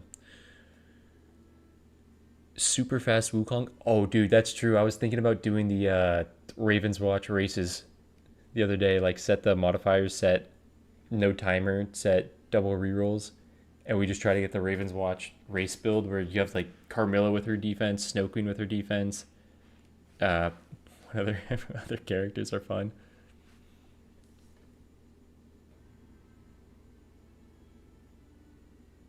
Coca, is this you? Are you new Journey? If anyone else wants to hop in.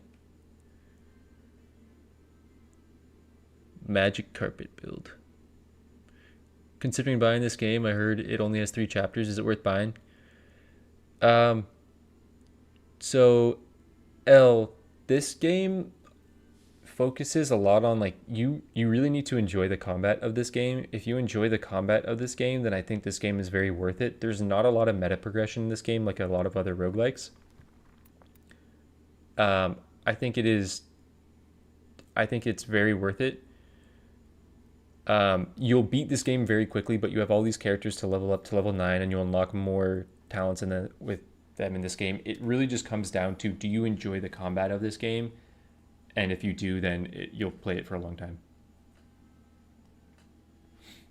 If you don't enjoy the combat, I honestly think as well, if you start playing this game, you might not enjoy it in the very beginning because this game has a somewhat steep learning curve for like learning how to run the map and enemy attack patterns and learning your character and how to play them optimally and like use their defense and offensive capabilities. But the game is really rewarding in the process of learning that, and there's a lot more resources nowadays to speed up that process if you want. A defense only Geppetto build? I'm down for it, man. Max, I'm down for that.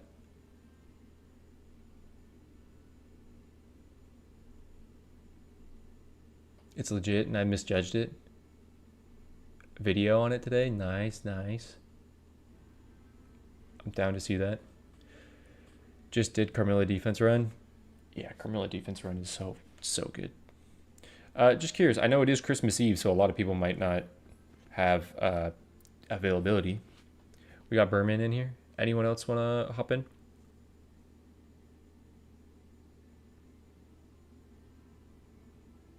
Yeah, I got you, L. I hope if you do pick it up, I hope you enjoy it. I have videos on my channel that might be able to help that learning process. I do think there is a lot of value in just like playing the game and seeing how you play it on your own, and then, you know, once you hit like a wall or something, looking stuff up. For Breeze, one of the people in chat in here, also makes really good videos on Ravenswatch to help that learning process. Is anyone else looking to hop in? Christmas Eve is probably not the easiest time to hop in, but I haven't done a lot of 3-man. I'll be down for 3 men as well.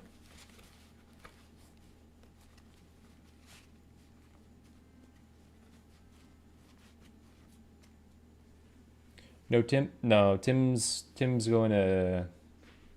He's away from his current home. He's far away, seeing his family.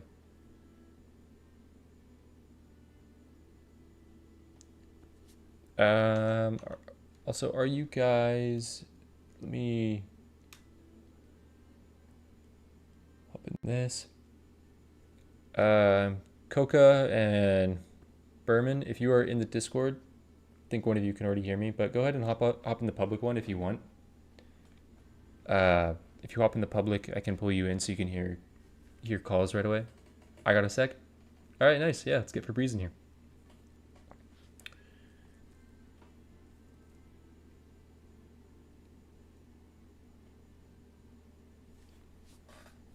Let's see if I can make this cat flip over and show off his cuteness. Oh, he's got a food bowl right here.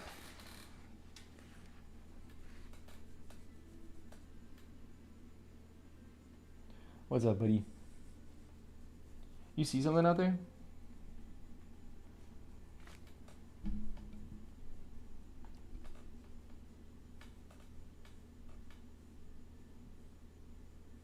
I doubt my phone can run the game.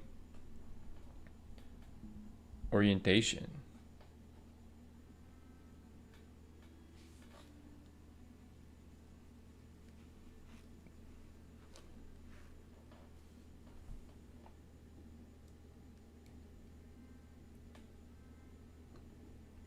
Also down to send it on a random. They fixed Beowulf, so I can actually play Beowulf now. I hope if I open this over here, it's not crazy loud in the mic. Because the mic should just pick up things over here.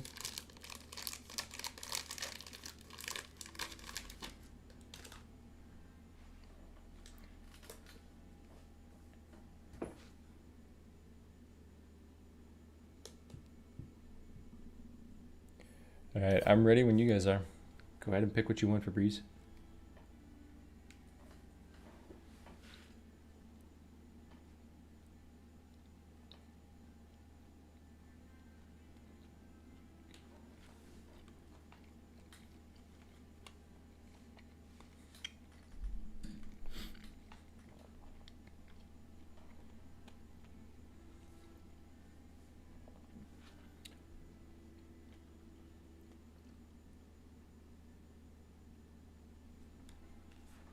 Love to hop in, but I'm doing some random housework, prepping for Christmas. Yeah, I feel like that's where most people are. Oh, my bad.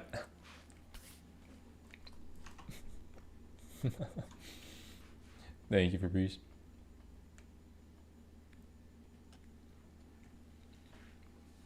All right, I think you guys should be able to hear me now. I'm going random. Let me actually.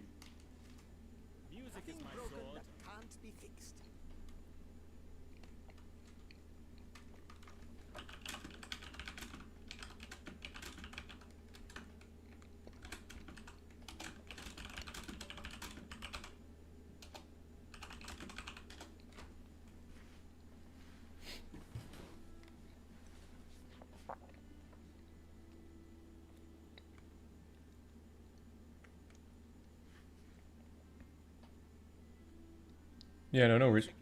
All right, and then because I played and I talked with this guy a bit. Let you guys hear. This guy. Wait, let me make sure I read that right. Okay. Okay. Water brings us life. Blood brings us hope. Reese, can you hear me? Yo. Oh yeah, I can hear you. You hear me? Yes. All right, that makes two of us. How you been doing, man? Doing good, dude. We gotta. Just hanging in there. I think we gotta re-record that chapter 2. You said you have it or no?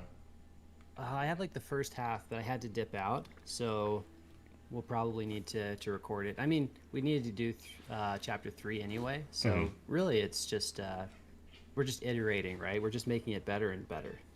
And if you have, like, from the point where you dipped out, I think we only talked for 10 more minutes, so we can actually probably use just most of that. Oh, sweet. Yeah, I think that we have the doc. So there's probably 3 or 4 points that we didn't talk about altogether. Here, So go ahead we're- and ready up again. I think it might have been on my end being readied up. Yeah, there we go. Okay, yeah. Sorry about that. Yeah, looks good. No, your work. No, all good, dude. But yeah, I mean, it's such a burden for all of us to talk about Ravenswatch. It'll probably be hard to get our brains warmed up and talk freely because we really struggle with that part. So, I think I might have mentioned it. Me, Cypher, and Febreze hopped on a call to talk about, like, chapter balance and stuff. We said, let's do, like, 30 minutes a chapter. Yeah, like 55 minutes on chapter 1, and we're like, okay, let's probably wrap this up.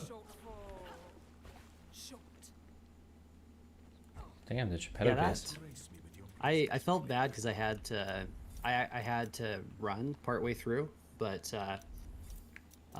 then I guess the recording failed, so that makes me. I guess it was all for naught anyway. No, we're good, we're good. All right. Let's get this checkpoint and then just go to start off with vision. Dude, I have not played co-op in a bit. Last Dude, time I played co-op, I had bad shots. I called bad shots too, so I gotta make sure I got better shots. You know, you do whatever you want, and I won't be too critical. I feel like, actually, I just haven't been playing very much. Dare I say? I've been recording stuff, but sometimes I feel like I'm so busy analyzing the game, I'm not enjoying the game. No, I get that. After doing all the modifier runs as well, I was kind of the same way. Once I finished those, I was like, I gotta give myself a little bit of a break on this. Yeah, because I was kind of following suit, trying to do like I was trying to do your kind of thing with a Devourer run with 5 negative modifiers, and that was such an, I don't know. I feel like I have talents that I can offer the community, but maybe my Devourer on 5 negative modifiers isn't one of them. I don't want anyone to try that. I really don't want anyone to go for that run. That was The thing is, misery. It was my girl, right? You went and did something cool on Scarlet, and I'm like, well, you know, this is like the character I play by far the most of the characters I play, so I really have a debt to not to the community, but to myself, you know, to be, you know, to represent the build, to go and experience it. But it was all regret and sorrow. And that's all that will come from it. Exactly. Okay, Sometimes you have to learn to set boundaries with certain builds. Oh yeah. I'm not ever taking Wish of Omnipotence because it doesn't exist. Sorry, you said something kind of weird.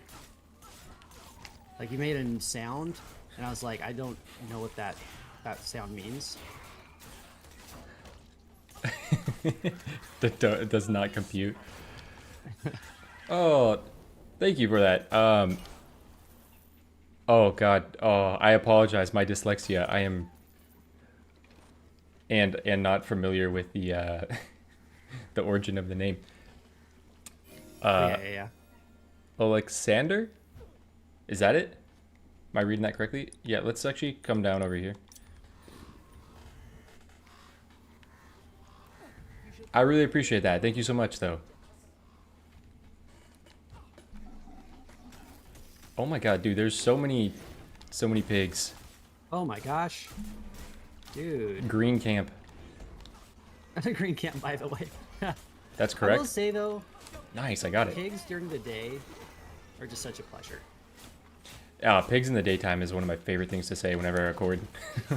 Whenever I see them. Pigs in the daytime? Just like, Oh yes, please. it's just a feel-good thing. Yep. It's one of those things that It's one of those things that gets us up in the morning, you know? Yeah, hard day at work, but you go up on Ravenswatch and you get pigs in the daytime. You're like, oh. It's not that bad. yes. It's not that You know bad. what? It's Christmas time. Yeah, let's get those shards and then come down to this other chest. Do I have anything in here? You know what? Let's rip an Ice Core's legendary right away. Ripping ice cores, bro. It's not something I take often, but I got dual lances. I'll try it. It's not like the best. Is it just this enemy? I think so, just this one. I think as long as we fight above her. Okay, yeah, Yeah. we're good. Yeah, ice cores. I've had some times where I'm like, oh, this is actually kind of legit. Like on an attack build, it can do some things. I feel the warmth of Dude, what are these camps? Wait, that should do. Oh yeah, I gotta get dual lances leveled up though. I always forget that whenever I play dual lances now that there's a lot more necessity to level it up because it is attached to damage, not just range anymore. Because like normally when Yeah, I would play it, I would just leave it for a long time. Yeah. Well, it's so weird because there's some talents where it's just mandatory to upgrade them, and there's some where it's like no point. And there's actually a lot to learn about the game just from that perspective. I don't like the feel of this. Let's do that one. Come what may. I'm happy to face death alongside you. Friend. That doesn't affect ice cores. I wish Flurry of Shards actually affected ice cores and like added more ice cores in it when you use it. I mean, that sounds like Wait. joy to me, so, we can't be having that. Did I actually see that correctly? Was it? I don't think it. That wouldn't make any sense because ice core. My bad, did not mean to ping. Ice cores is just a certain amount, up to 6. Yeah, it's just up to 6. It looked like there was more. Does Febreze have a channel? Yes, Febreze does have a YouTube channel. I do indeed. Same name that you see on your screen. It's so funny. I'm like so attached to this name now, but it was like a joke when I started it, and now it's like a core part of my persona. Be careful what you do, kids. I just laughed that it is the Febreze that we're thinking of when you brought it up because I remember your story when you said killed by Febreze, and I was wondering like, is there a different attachment to the name Febreze? I'm like, nope. It's the aerosol Yeah, spray. exactly, no.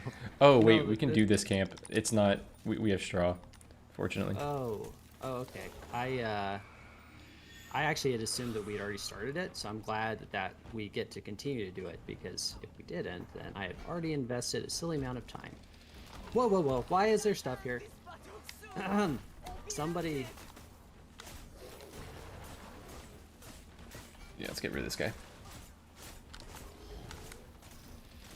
Yeah, this is exciting. Dude, co-op. It's such a different experience. I get lost. I get lost in the sauce when I play co-op. There's just so much going on all the time. There really is, Like- yeah. But I will say, so I've been watching a decent amount of Risk of Rain 2 content. Highly recommend R&D Thursday. He's like my go-to Risk of Rain 2 content creator.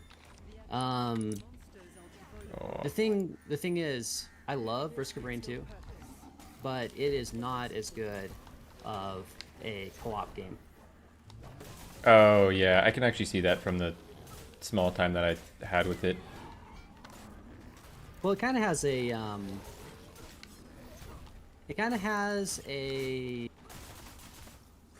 it's almost a League of Legends problem that one person gets super busted. You want me to start this? Yeah, I'm just taking care of these guys down here so that they don't obliterate us. Yeah. Yeah, fair enough. We'll go start this thing up here, bud. Yeah. Oh my gosh. I might be so dead. Much crap. Oh, dear. I might be good though. Well, I died, so, I was sympathetic. I heard you saying you were dying, and then I decided to die, so you wouldn't feel left out. Appreciate it. Oh. I'm Oh, close. Berman, no, please. Oh, he's so brave. He tried to save me.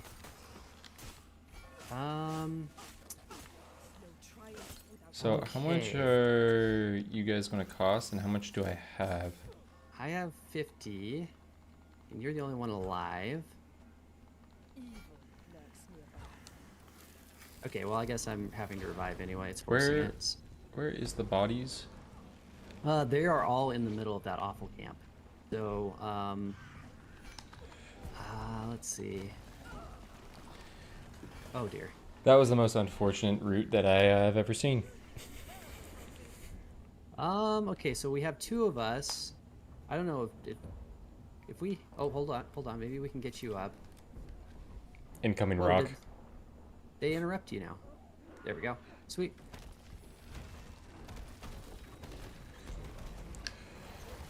Oh,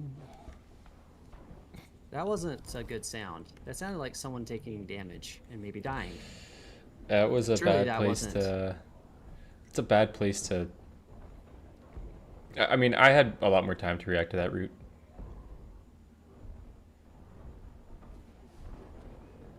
This is Look at these straw camps, guys. these are fun. I think these are my favorite. I'm gonna just jump in here real quick.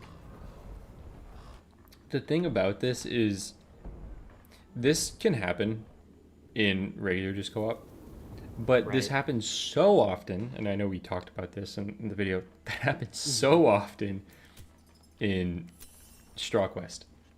That specific camp doing that Right. specific thing. Yeah, I can run another one. That specific camp doing that is the most consistent thing that Straw Quest brings to the game.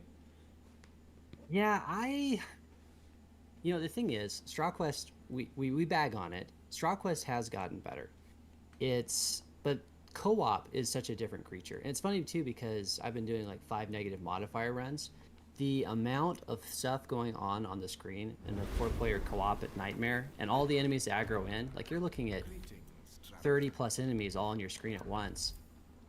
I don't know. It's so spammy. It's such a spectacle. Yeah.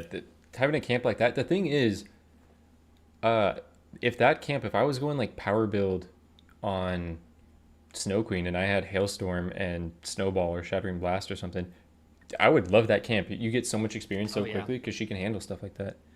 Yeah. Do I go Thirst for Mortality or do I go... Let's just rip a Stone Monkey. I haven't done Stone Monkey in a while. Sounds good. I mean, I don't give advice on Stone Monkey enjoyers, so I mean on monkey enjoyers generally. So, you do what feels good, what suits your fancy. Whoa. This game is going to be me really focusing on my screen. By the way, remember what we were saying about day pigs? Yeah, it's beautiful. Good. Isn't it? It just makes me happy. Good little endorphins all in my brain.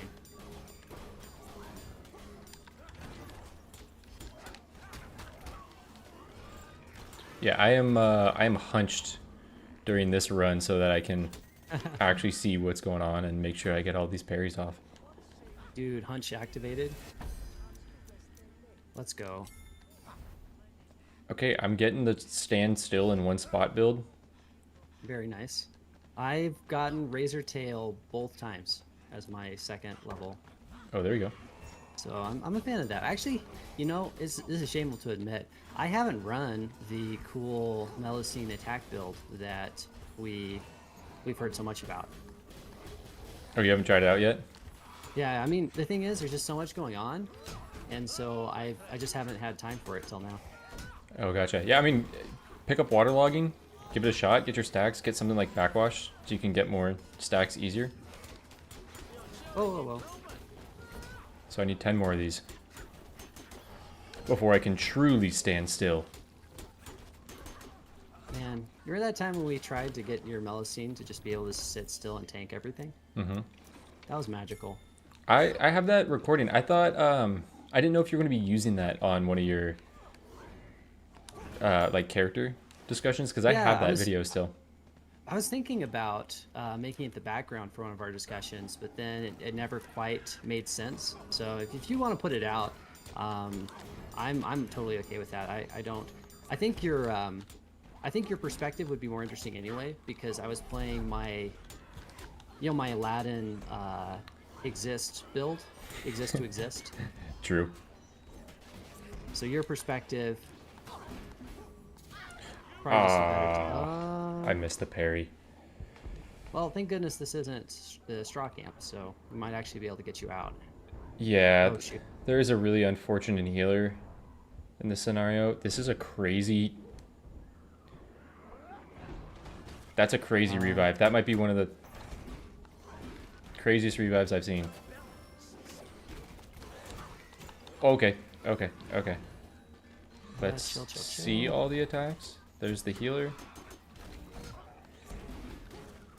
Oh, he wasn't Not targeting gonna me. lie, the hardest part about those videos that we, all the different perspectives we did together, all the different characters. Probably the hardest part was recording the Wukong to go in the background. You don't have a good time. You're not a monkey enjoyer. Well, I mean, I have like, I don't know. When starting the video, I had like an hour on the character all time. Damn. I mean, I see the appeal. He's super cool, but he's also very complicated. And there's a lot of depth to him. And I drowned it a little bit. The thing is, it's tough because I want to be able to show something that seems decently reflective of what the character's capable of. And that didn't really happen. But the videos got done, and you know, we're past that now. This is magical. I picked a golden egg. I feel terrible. Oh, I did as well. Oh, well, thank you for being vulnerable with us. Yeah, golden egg was my start. That's how I began the run. Oh, this camp at night. Here we go. But I kind of counter it. Oh What's yeah. up, guys? Imagine. Speaking of aggressive defense, by the way. Aggressive defense, Scarlet, level 2, I feel like can actually do camps like this one. It can. It can. It helps so much. I remember always like kind of clowning it because there's no way to scale it with anything else. You know, it's just your Right. damage. And I'm like, that can't be good. And I hate that there's skills like this in the game that can't be scaled with other things. And then I was doing negative modifier wolf runs, and I'm like, this helps in all the areas where wolf is bad. Or it helps just like dramatically giving you another AoE that wolf Yeah, desperately wants. Yeah, no, it's such a big deal early. I mean, it's basically like having another special. Except it's one that doesn't have to wait and doesn't sometimes mess you up by stunning you. So it's a big deal. I'm glad I picked up that there might be something to it right before the video by, was it Onion Tree came out? Is Onion Tree, is that the name of the, you know, the fella who, is it the Korean player that had the crazy Snow Queen run recently? I think so, yes. Yeah, I think you're correct on that. I think But it's yeah, Onion Tree. Tree did a Scarlet run not too long ago. That was a high prio. It was a high prio aggressive defense pickup, and it happened to be just before. So we're going Green Grimoire. Yeah. Okay, I am probably aggroing a bunch of stuff in here that I apologize for. Oh, we're good. We're good.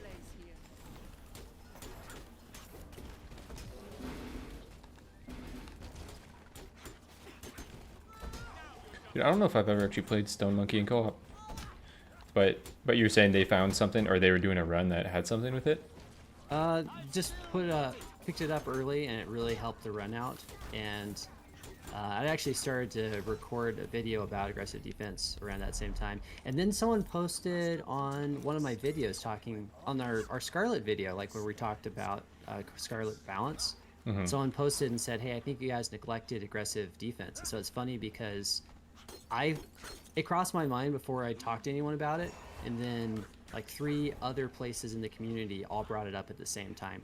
That's actually pretty interesting. Yeah, I guess it's just shared consciousness. You know, we're all on the same wavelengths.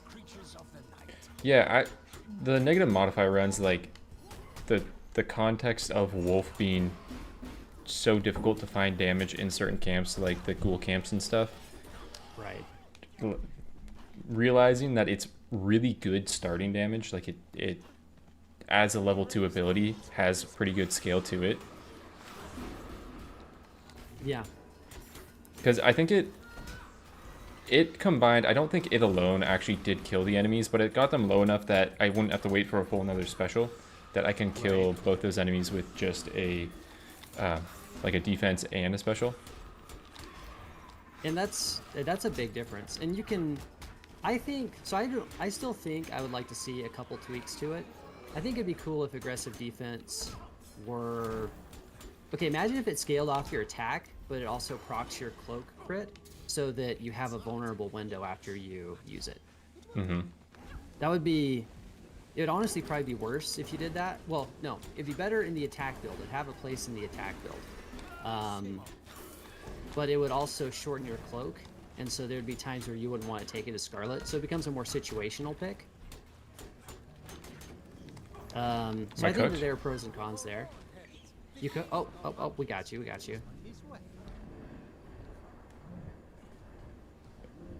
I really just want them to add a thing that lets you scale defensive abilities with attack, like a legendary that did that. It would be tough because not every character has stuff that does that, but like there's certain characters that that's a do. good point. Like Explosive Blast on Pied Piper, I would love to be able to scale that damage another way.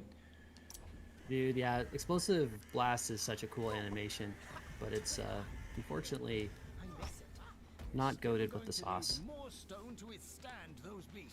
Okay, one more. Yeah, I know. Just a drop of stone. Just a single solitary drop. Oh, here's Okay. one.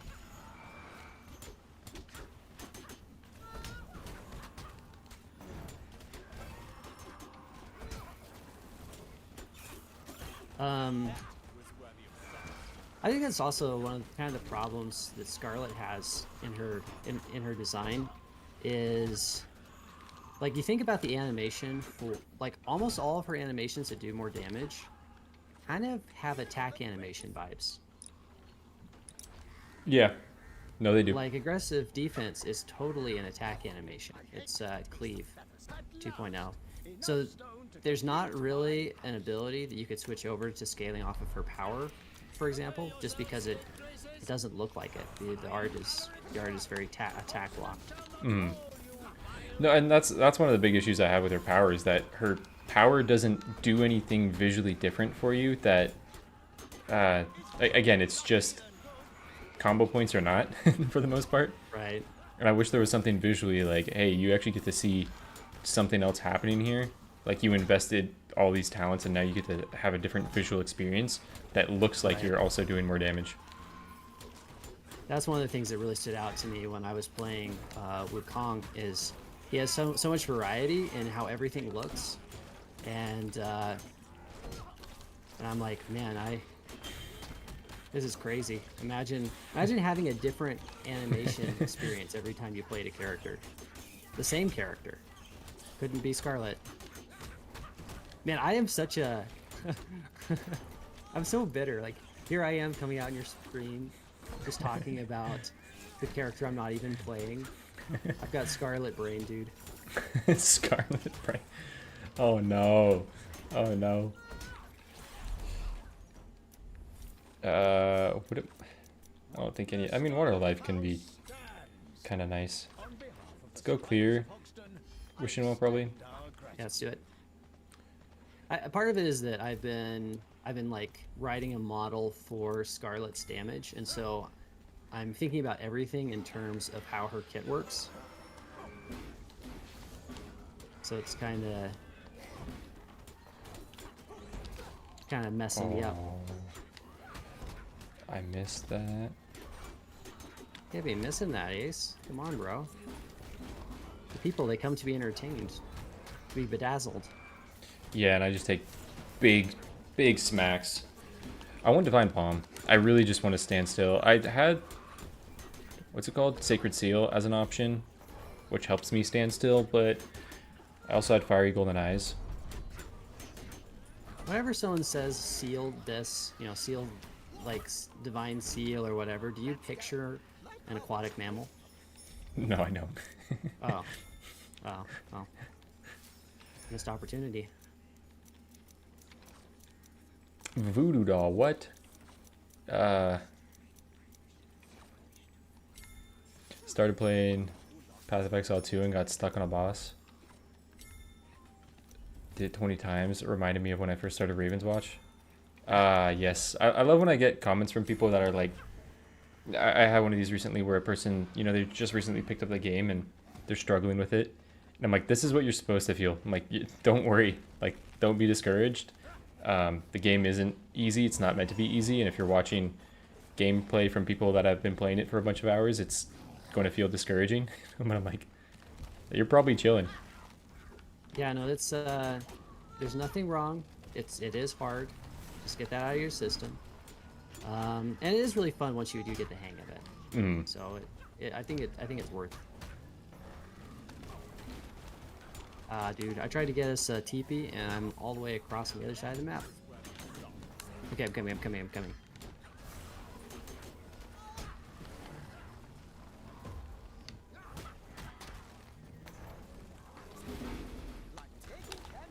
Have you checked out PoE? Is that your kind of a game? Am I cooked? Oh my god, Water Life. I have not checked it out. It is my kind of game. I have just felt like I've had so much less time for other games, which is kind of sad. No, I get that. That's real.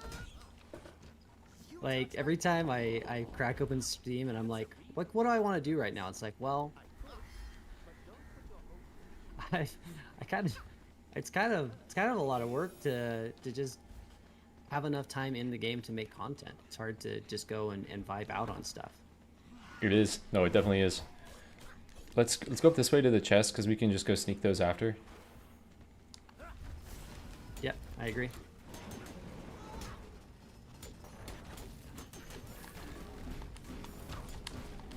Do we want to go above? Is there a lot of stuff falling? Yeah. No, I missed my block.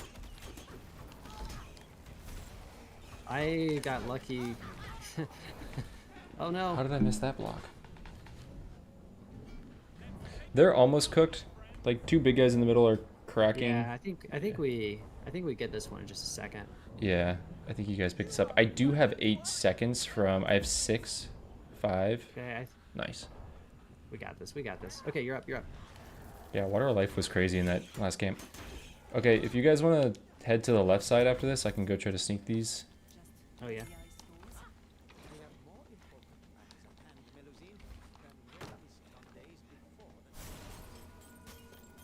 Okay, I got these.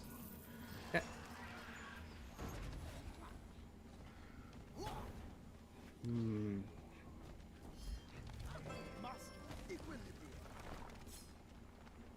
Beat darkness a few times now. Also got 80 hours.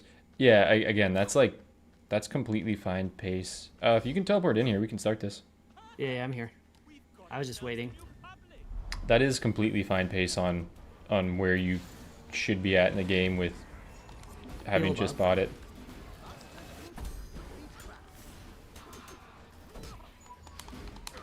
Oh, there was 2 back to back. I honestly should have played Darkness longer than I did. I kind of started forcing Nightmare because...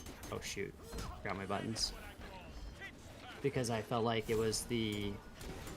I felt like I had to do things the hard way. Mm-hmm. And I think there's a lot more fun to be had than just trying to play the game a certain way.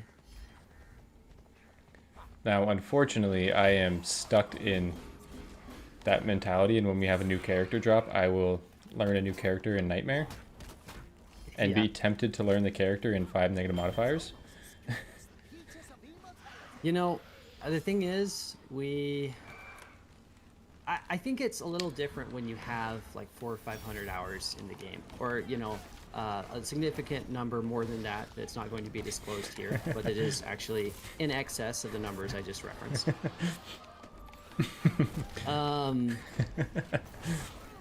That is true. Purely coincidental. No particular purpose in saying that. But like, I do feel like it's not quite the same as like the new player who tries to play Nightmare and has a terrible time. It's not quite the same when an old player just doesn't want to play in darkness, even though it would probably make it easier. Because you, Go ahead and go somewhere else. I'm gonna try to break these shards. If you guys want to go for something else. I guess I could clean out that well for myself really quick.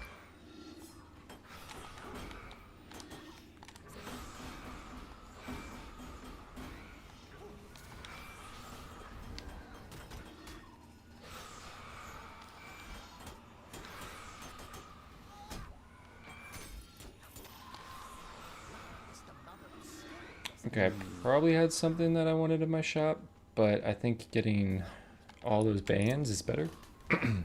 Get those bands, bro.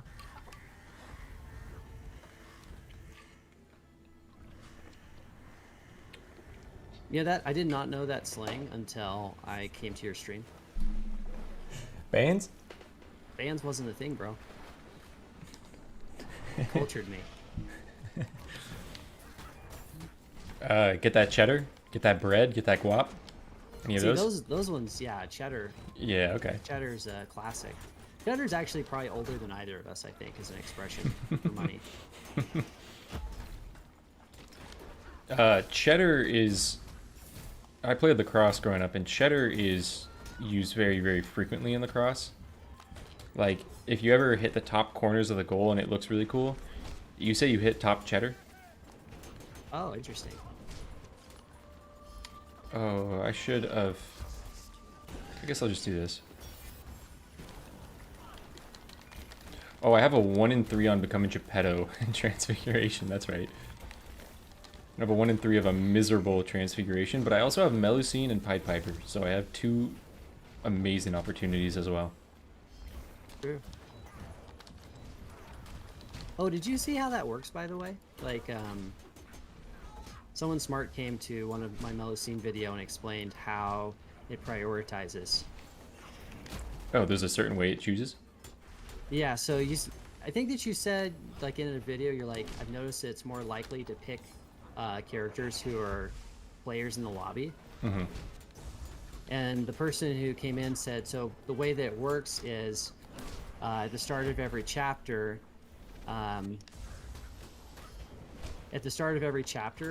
there are 4 characters set who Monkey can turn into. And the game can't support more than 4, and it has to render the other players in your party. So there's kind of a collision there that it has to be able to do both. Oh. So that's why it works that way. If you have a full party, then all the slots are taken that it can render, that the game is programmed to render, and that limits Wukong to only the characters in the party. But if you have like 2 or you have 3, then it will only take up those slots that are consumed by players, and then there'll be one more that's random and is just rolled, but it's going to be the same for the whole chapter. So it's just chapter based, right? So like if you're playing solo, every chapter you'll have that randomized? Yeah, every chapter will be randomized. And I guess, yeah, I'd have to look at the message to make sure that I got all the pieces right. But yeah, I think that's how it works. That's true. Wonder how it'll work with a new co-op character. That could suck. Oh. Well, I mean, I guess you have to play. They've made it that you have to play with them. So technically, if you are with them, it should still work decently. But that is interesting. Water life deserves the Age of Empires. Whoa. Wait, when it procs? Oh, Age of Empires? Oh, whoa. Hey. Whoa. An Age of Empires enjoyer. Torpor, look at you. Culture. So much culture. What I've noticed when playing other games is how clear you can see enemies' attacks and abilities in Ravenswatch, I guess, art style. That's one of the things that I love about Ravenswatch and why I think the game is so much more focused on combat. Like, it's combat design than other games. Because other games, especially... And no diss on Hades, like, I still love Hades, but, like, Hades and... I've just been playing Windblown a lot recently, or I had played it a lot recently.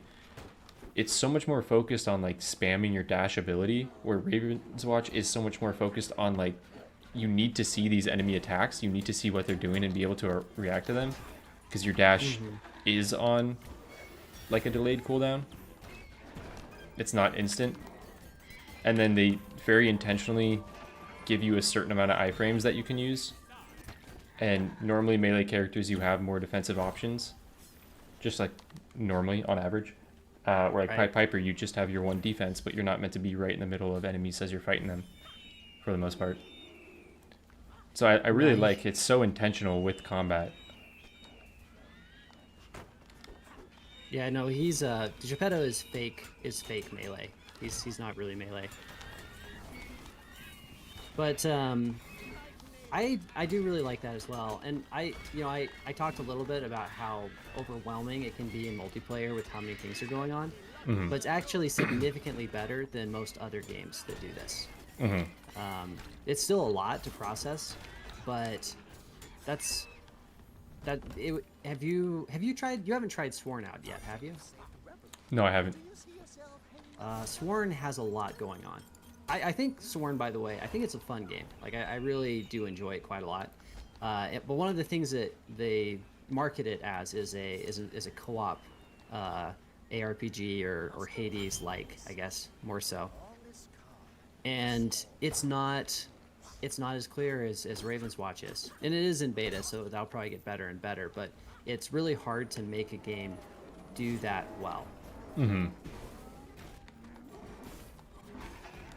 Well, again, that's one of the things that I just admire with the devs is like there's not a whole lot of meta progression or something, and I don't know how much they want in their game, but to me it does kind of say like, hey, we are really confident just with how the game plays. We're confident that we built good combat that does have replay value just from the enjoyment factor, and again, your build's not feeling like you're just spamming around the map and teleporting. Like chapter 3 sometimes becomes like that, but normally chapter 1 and 2 it's really focused on what you're doing, and you have to be really intentional with your movement and stuff.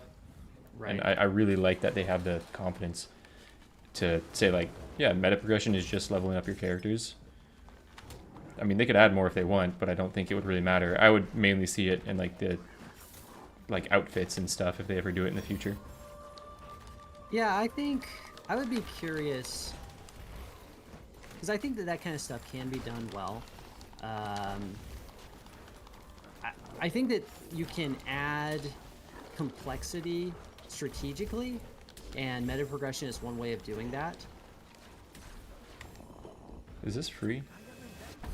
That's not free. I'm gonna check for teleport over here. Let's go over there. Okay, sounds good.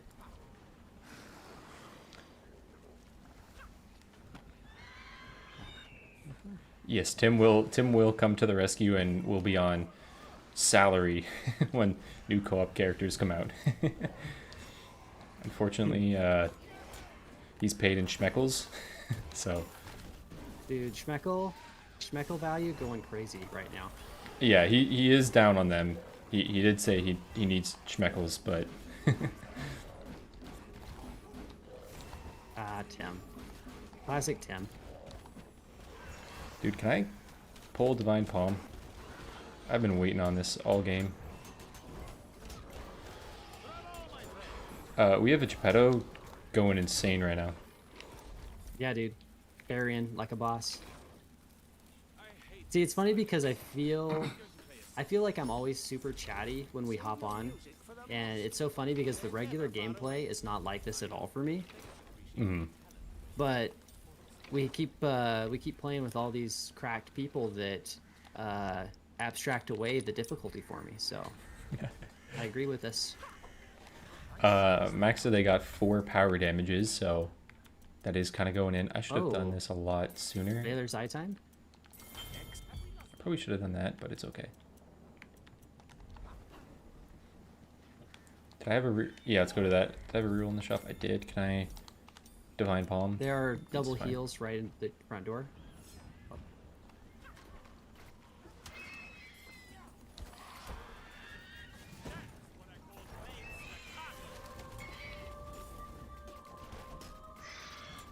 There was so many audio cues happening in that like one specific area that I didn't hear anything. Like I heard the singing overtake it, but that was funny. I'm all about the singing. This timer is such a brilliant design. Big factor in decision making. That's one of the big things I see a lot as well. Again, like I had a comment from a person that over the past few days they're like pretty excited to try this game out, and they had just picked it up and they were not enjoying the timer element of it. And I think that's a thing that, again, a lot of people actually don't enjoy when they start off. But once you learn that the game isn't really like, hey, go explore and discover things. Like, there's not a lot to discover in this game. And they kind of advertise it that way of like, explore the map and discover way back in early access. Right. But once you realize, no, the marketing there, unfortunately, is a little bit off. That's not what this game is about. But once you learn like the replay value and how to run it, it becomes so enjoyable. And I think I feel like you could. One thing I think would be fun is if they added a modifier so the game scales off of time instead of chapter. There obviously that seems intuitively like it might be a fairly technical task. So I don't know that that's something that would happen in the near future. But you got a TP over there, Ace buddy? I have a lot of crabs now. Oh, No TP. that's not what I wanted. I mean, I'm happy for you, but okay, I guess I'll go in the middle. I'll walk or swim like a common plebeian. Don't worry, I'm just using my stand still build.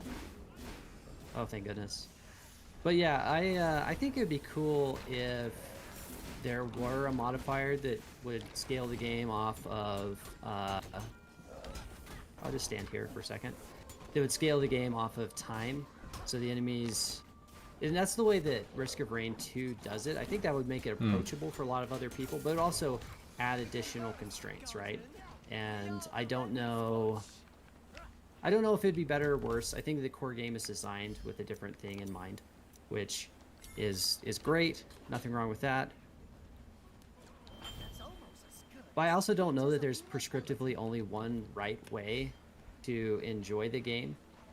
In fact, I think that the less prescriptive it is and the more we're able to tailor the experience to what we want, I think that the healthier it is. Although there are some... That breaks down a little bit if you're leaning hard into an online community where people don't necessarily know each other before they hop on a call. Because if there is a lot of distinction in how people like to play the game, there might be friction when you're trying to queue people up. No, I think mods are like the biggest way to solve that. One idea, Straight Arrow actually messaged me a while ago on like different mods ideas that he had that were more time focused and like completely adjusting how the game plays based off like minor clock adjustments. And they were all basically difficulty modifiers. Like they were all going to make the game harder or made you potentially easier if you were really optimal with your play. But what... Oh god, I thought those were going to be hidden. One of the ideas that I had, and I think this would be a nice modifier for people that are new to the game, that the clock is just like a little bit too intrusive, is every time you kill like an elite enemy or something, if it gave you back 5 seconds. So like during the extent of a run, you can get, I don't know how many elites you would be. I didn't do math to figure that out, but something like that where you can get some time back. How dare you? Completely avoided math. But if there was something like that where you can learn to play the game how the game's meant to be played, like how they have built it, but you can ease yourself into like the full process of that a little bit more. Oh, there's a forever egg over here. Oh dear. My favorite. I love birds. Said no one ever.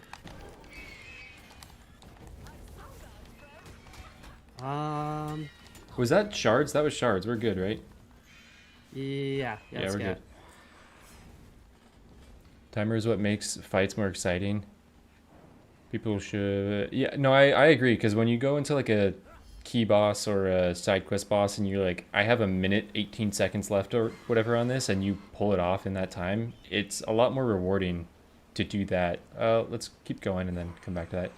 It's a lot more rewarding to do that and have that work or have the potential of it failing than having there be no timer and you just do the fight and win it every time. Well, and I think games need urgency, especially games like this that are difficulty. That's their identity. There needs to be a sense of urgency, or else people will just like stand outside of camps and pick off enemies one by one. Like it'll be all about trying to aggro one creep at a time. So there needs to be some kind of urgency. The way that Hades creates urgency is it puts the rooms kind of in sequence, so that there's not a whole lot of downtime. So there's just kind of the difficulty, inherent difficulty of the game driving the gameplay. And the way that Ravenswatch does it is Ravenswatch has a timer. Risk of Rain 2, the enemies scale with the with time, so like there's no need to rush. There's no like inherent need to rush, but if the longer that you stick around, the tougher everything is, and eventually you'll just end up in a hole that you can't get out of. No, and I've think those are experienced that in co-op where someone has had a really good build, so they wanted to stick, and I've in Risk of Rain, and I've had a very bad build, and I'm like, we got to get out of here, and they're like, no, let's stay here, and I just kept on getting worse and worse. Yeah, and I think, and that's a really good thing about Ravenswatch as a multiplayer experience, is that Ravenswatch. I'll see if I can aggro up here, guys, so you can revive him.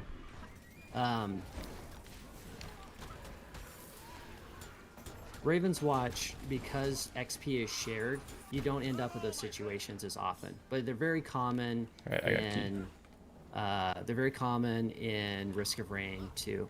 And Risk of Rain 2 is probably my favorite roguelike all time. And I love Hades. I mean, and I love Hades and I love Ravenswatch, but Risk of Rain 2 has this goofy wackiness to it that really made me fall in love with the genre. I don't know if I can say that anymore though. Maybe Ravenswatch has become that for me. Once they add Humpty Dumpty, I'll feel that. Ha. I'm waiting on it. You know what? I respect that you set a boundary there and you're like, Aztec, you know, you can't like rest on your laurels. You gotta give me the Humpty that I know I deserve. I want the Dumpty, you know? Dude, who doesn't want the Dumpty? Pass that. Give me the Dumpty. Yeah, where's our Dumpty at, bro? Like, men want one thing and it's disgusting, you know? We want the Dumpty. It's just the Dumpty. Just you thought the timer would be a deal breaker? I know a lot of people, like when the game first launched into early access, the game had pretty negative reviews, kind of because it was one chapter based and that timer, and people hated it because of that. And I think a lot of those early reviews sadly set the pace for past that, or like set the expectations to a lot of people. Like a lot of people see those initial reviews still, because I don't think a whole lot of gaming outlets have reviewed the game again. Yeah. I think messaging has definitely been a struggle. I don't mean to be critical though. I think Pastec has tried hard and they've delivered quality. So I don't really think it's fair to them to be super critical. Like there were mistakes made, but I don't know, they're just people making video games. No, yeah, I think they made a really great game. I think just like in the initial marketing of it, I think a lot of people went into the game thinking it was going to be something that it wasn't, and were put off by that. And I think they've marketed the game a lot. Like their new trailers are marketed with a different like a different idea on like what you're actually going to be playing, and it's more accurate to what you are playing. Right.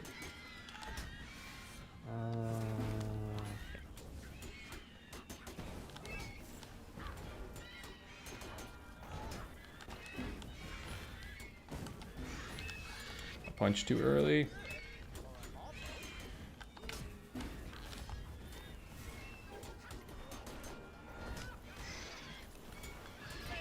Dude, so many birds. Surely I can just tank this, right? Yeah, we're kind of smashing though. Yeah, no, we have some strong builds in here. The Eternal Leash. I'm just chilling. Every now and then I heal people. Leave Aladdin alone. He doesn't want to be your apprentice. I'm over all Blizzard games. They could have been the apple of gaming, but they destroyed everything they built. Ah, Yeah. Yeah, that's pretty true. well, and I think that's something developers are kind of struggling to recognize. Like established developers, games aren't just better because the visuals are better. Like the gameplay, we've had board games for hundreds of years, and some of those board games still work, and it isn't because of the special effects, right? It's the systems. So a game has to have a good system. And a lot of big developers are not making good systems. They're recycling stuff because if you pitch a game in front of a big board of CEOs, they're not really interested in the art. They're, I mean, I think honestly, I think a big part of it is that a lot of video game CEOs are not gamers themselves, and so they gravitate towards the visual aspects that are like watching TV.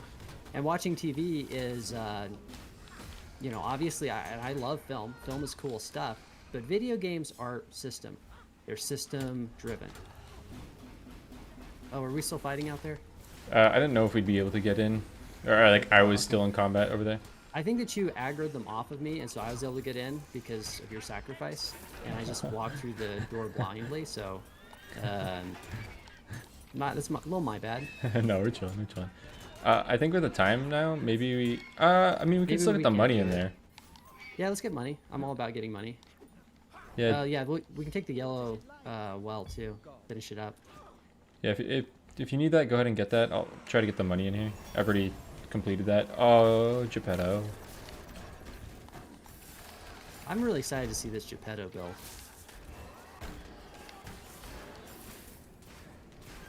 Oh, is that guy still alive? This would be a cool POI in the game where you can go into a dungeon like you're killing side bosses and return timer a little bit if you're strong enough to kill them.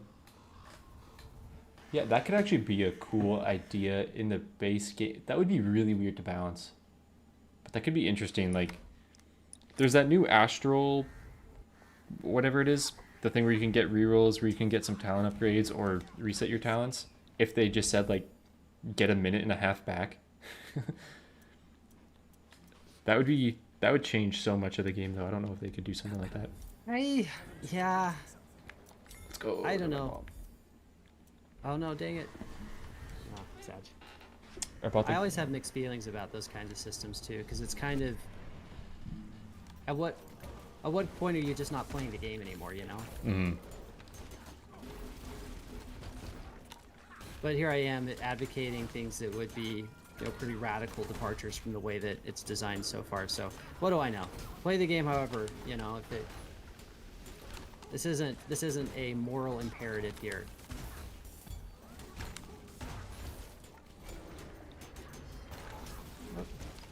I've made my standstill build. Oh, and I'm dying. Here, let me give you a little bit of juice. What if I just stand here and do this? What do you think will happen? Oh, don't. Oh, I found out.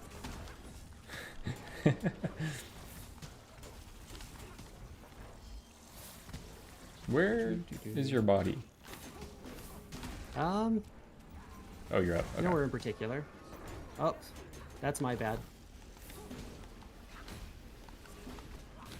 I take the responsibility for this Geppetto's death.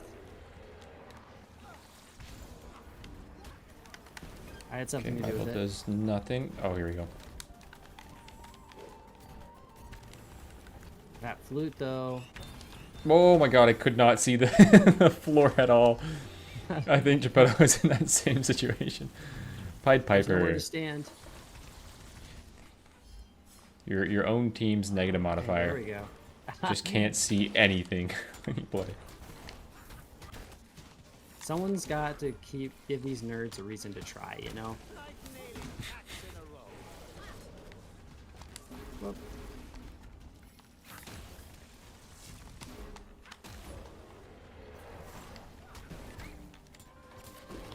Nice, good stuff. Bought the game when it was first released and didn't enjoy it much, but it took it up again on 1.0 and figured out. Yeah, dude, I feel like this game, It kind of has that Dark Souls feel where you play it and you're like, this is too difficult. What's going on? I have no idea. Like the game isn't really telling me how to play as much as other games tell you how to play their game. And you die a lot and you're like, I'm gonna put this down. This isn't for me. And then you're like, it's kind of fun, right? Let me try it again, and then it clicks. I think if I hadn't started a channel, I would have had a hard time getting into the hardcore aspects of the game. Wait, sorry, say that again? I think that if I hadn't been making videos about Ravenswatch, I would have had a hard time enjoying the harder parts of the game. Oh, gotcha. Yeah, I probably would have done negative modifier runs, but I wouldn't have had the passion to do as many as I've done. I probably would have honestly been playing a different game. Probably would have passed it up, but I still like really enjoy the game when I am playing it like this. Content creation has just given me more enjoyment for the game. No, I agree. I think that the thing is you consume so much of. So I mean, as a gamer myself, you know, speaking as one of the people, I have consumed so much content made by other people, and I've enjoyed it. You know, it's been a great experience, and there's something cool about seeing behind the curtain. You know, having that experience that others have provided for me, providing it for someone else. It is kind of magical in a way. Mm-hmm. It definitely has some challenges, right? Like, because by the very nature of the fact that you create content, you probably can't be the peak in your field unless you have like a team around you who handles some of the technical aspects. And you and I are not such big names that is a remote thing for us. So This is we it's not free. is that free? Okay, well, Just we'll a few help, guys we'll though. help. Okay. So like, it is kind of interesting that, you know, by nature of what we do, we don't really get to the pinnacle of what is possible with the game. But at the same time, I think you have so much more reason to play, to just try things out and to experience them for your community. So that side of it's really cool, and it's really creative too.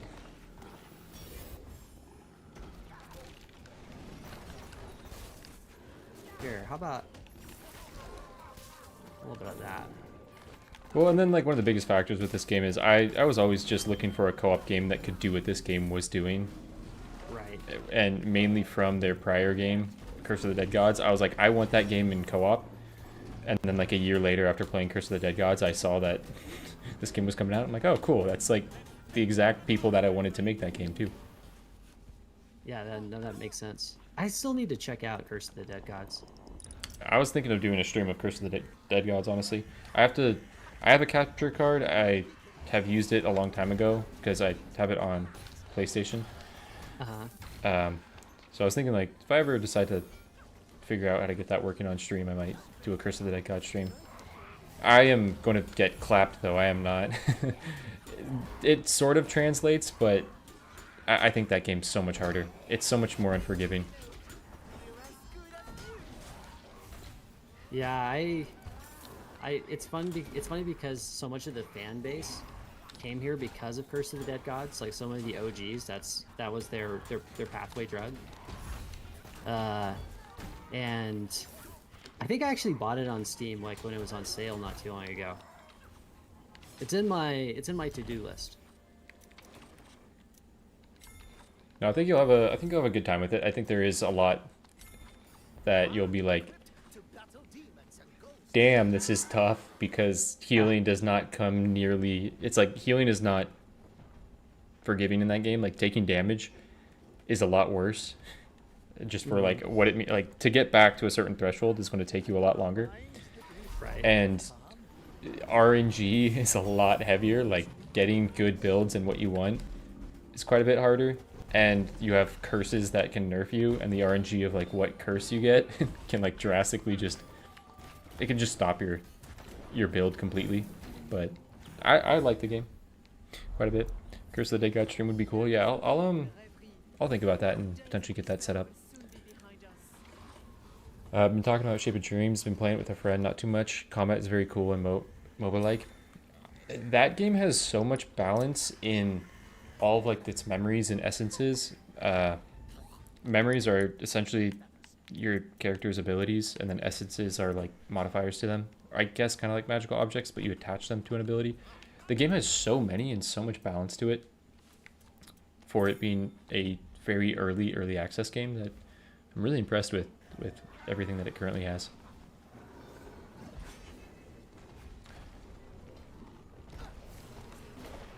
Ooh. Here. I'm just gonna stand here. I'm just gonna stand there. and- DMCA. Oh, sorry. My bad. You're Yeah, good. this is your stream. I don't care. They're like, who is that beautiful singing? Aw, stop. And then It sounds just it could like be me, it could Rihanna. be me.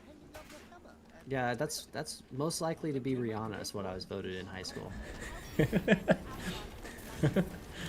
I got Zac Efron lookalike Did because you really? I was in the digital media class, and one of the things that my digital media teacher wanted to do was recreate our class. We all had to recreate a film, but we recreated a film together. So each person had like 5 or 6 minutes that they had to create of a film. And he chose High School Musical. I don't know why.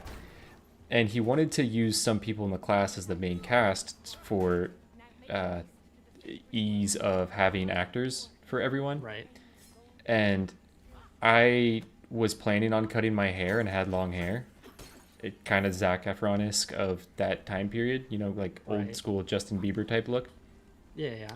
And he said, Jeremy, keep your hair like that and you're Zac Efron. And so I got Zac Efron, specifically Troy Bolton lookalike in high school. I mean, I feel like that can only be a good thing. I feel like it could only Especially be a for good when thing. Especially for when we were in high school. I mean, it was a little bit late on the like Justin Bieber haircut being the super popular haircut. Like that was a bit outdated at that point. Right. But So it's quite ironic that I brought this up because I was actually homeschooled, and so I wasn't actually voted anything in high school. I'm sad to say that wasn't a cultural experience of mine. you know, that's better than having like being homeschooled and having, you know, potentially something bad like is it most likely to be president and it's just you in there and you don't get voted it, but you get like class clown. Yeah. Thanks for unlocking homeschool trauma. You know, helping me think of terrible outcomes that I would never have considered independently. Oh, my 12 bad. years after I graduated. I'm here for you. Yeah, thanks. I'm here to do these things to you. If you ever want more trauma, let me know. I got you. Yeah. Max, I also have played No Rest for the Wicked. I put like 6 hours into that game. I wanted to play more. I really like the art style and stuff of that game and how that plays. That game, I'm sure it's better now. I don't know if it was optimized well because I'd play like Baldur's Gate 3 in like the 3rd chapter and my PC would be at like 60 degrees Celsius or something. And I played No Rest for the Wicked and it is constantly at like 95 or something. So I don't know if that was me or something else with like optimization, but I enjoyed that game. Probably do when I pick it up again because that's a really fun game. And I'm excited for when they had that full release. Let's go do these things. The maps and traveling instances is kind of off-putting though. Oh, of this game? Yeah, there is. I mean, there's a bit to learn. Do we have the key? I don't have the key, so unless Thank as soon God. as someone's pinging, we. Oh, Oh, was someone pinging up there? no, I don't think anyone was pinging, so I don't think that I don't think we're keyed up yet. Okay.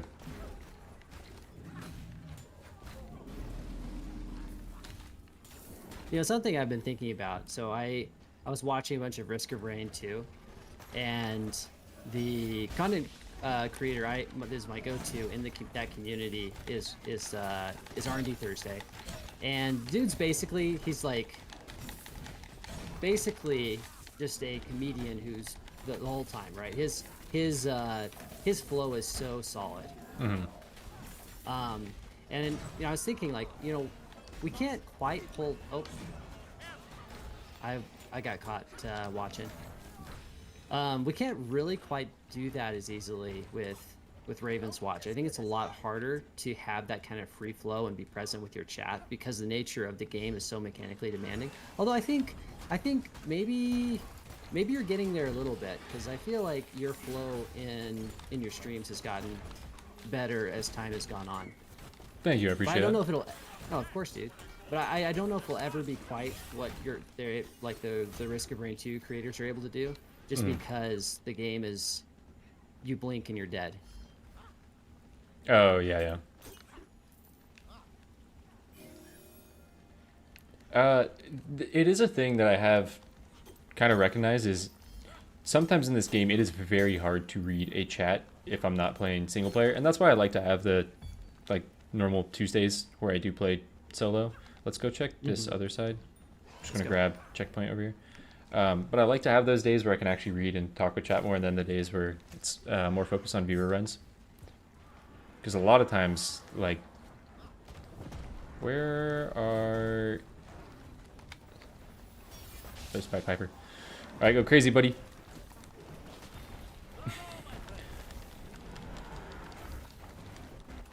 I gotta try to actually make those callouts when I use my ultimate so I can give you guys all omnipotence. I just lost a 1v1. I was in my ult and I was like, no way. Oh no. Dude, I think I crashed. You crashed? I think I did. I think you have to continue your journey without me. Really? Yeah, No. dude, it died. I don't know if you guys remember this. I did a stream where I took Mad Hat and I intentionally took a bunch of damage. Well, the SK who's helping edit some stuff with me made a short on that on the Mad Hat run and calculated how much money Mad Hat made in the entire duration of the run. Oh my gosh. Well, we're a Febreze down. Now you guys got this. It I smells have faith. terrible in here now. This run is so I'm sorry. stinky. That's me. Well, the thing is, I used my third life, right? So basically, the game was like, okay, if you're not going to take this seriously, I'm not going to let you continue. It just, Pastech is enforcing this. I was just trying to chill and enjoy and chat like I don't really care. I'm not really respecting the product. So it makes sense. Wasn't respecting the product. I was disrespecting the game. That sounds Yeah. like something. Yeah, no, it makes sense then. I understand my mistake. Oh, it did actually kick you out, so we might only have 2-person scaling now. Why did they fix Hungry Grass? Why'd they do that? I think it was a personal insult. I think that they hate you. That's why they fixed Hungry Grass? Yeah, I think it was it. I think that there's a secret patch note inside of Pastech HQ, and it calls out people by name. And every time that Scarlet gets nerfed, they at me. They have my name on it. And every time that Aladdin gets nerfed, you're on it. And every time they touch Hungry Grass, you're on it too. You're probably on a lot of these, honestly. It seems like they're buffing Aladdin with with stuff. True, true. Well, you respect the game more than I do, obviously. Oh, that is true. That's true. Established fact. That's probably why Scarlet is Yeah, if I could just muster a little bit of respect, she would still be the best. But I'm just out here being so disrespectful that Pastech has no choice but to continue to let her drift into oblivion. So how is this guy not staggered? There we go. If you turn into Mellow Sing it makes me feel like I'm still there. I don't know. I think I'm 1 in 4. It probably still has that one coded in the game, so I might be able to. Yeah. But I think I'm against the And- odds on it. any items you pick up and any stats you get in those situations, just those are mine. Those count for me. Gotcha. No, I'll keep it in mind. I really wanted to know what would happen if you had the key. Oh, yeah, I think you'd be screwed. Yeah, I'm thinking about that, and I'm like, yeah, I think that would mean you were screwed. I don't think key is over here. I think all this kill is for nothing. Where is key? Yeah, I think we would be screwed. I don't think they have any... Oh, you have key. Okay. Okay, they already have key. Yeah, yeah. FromSoft games if I want. If I streamed... If Liza P ever has a new DLC, I might stream that. FromSoft games. By the way, I'm going to send my energy really quickly to Berman and to Coca to go continuing along the way, taking Ace to the end while I'm out here sidelined. So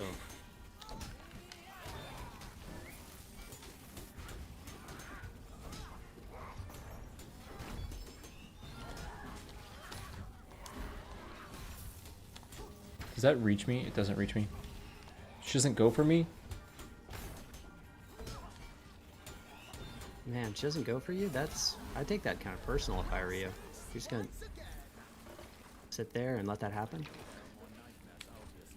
Febreze, you think a late game Hope Diamond or a late game Mad Hat?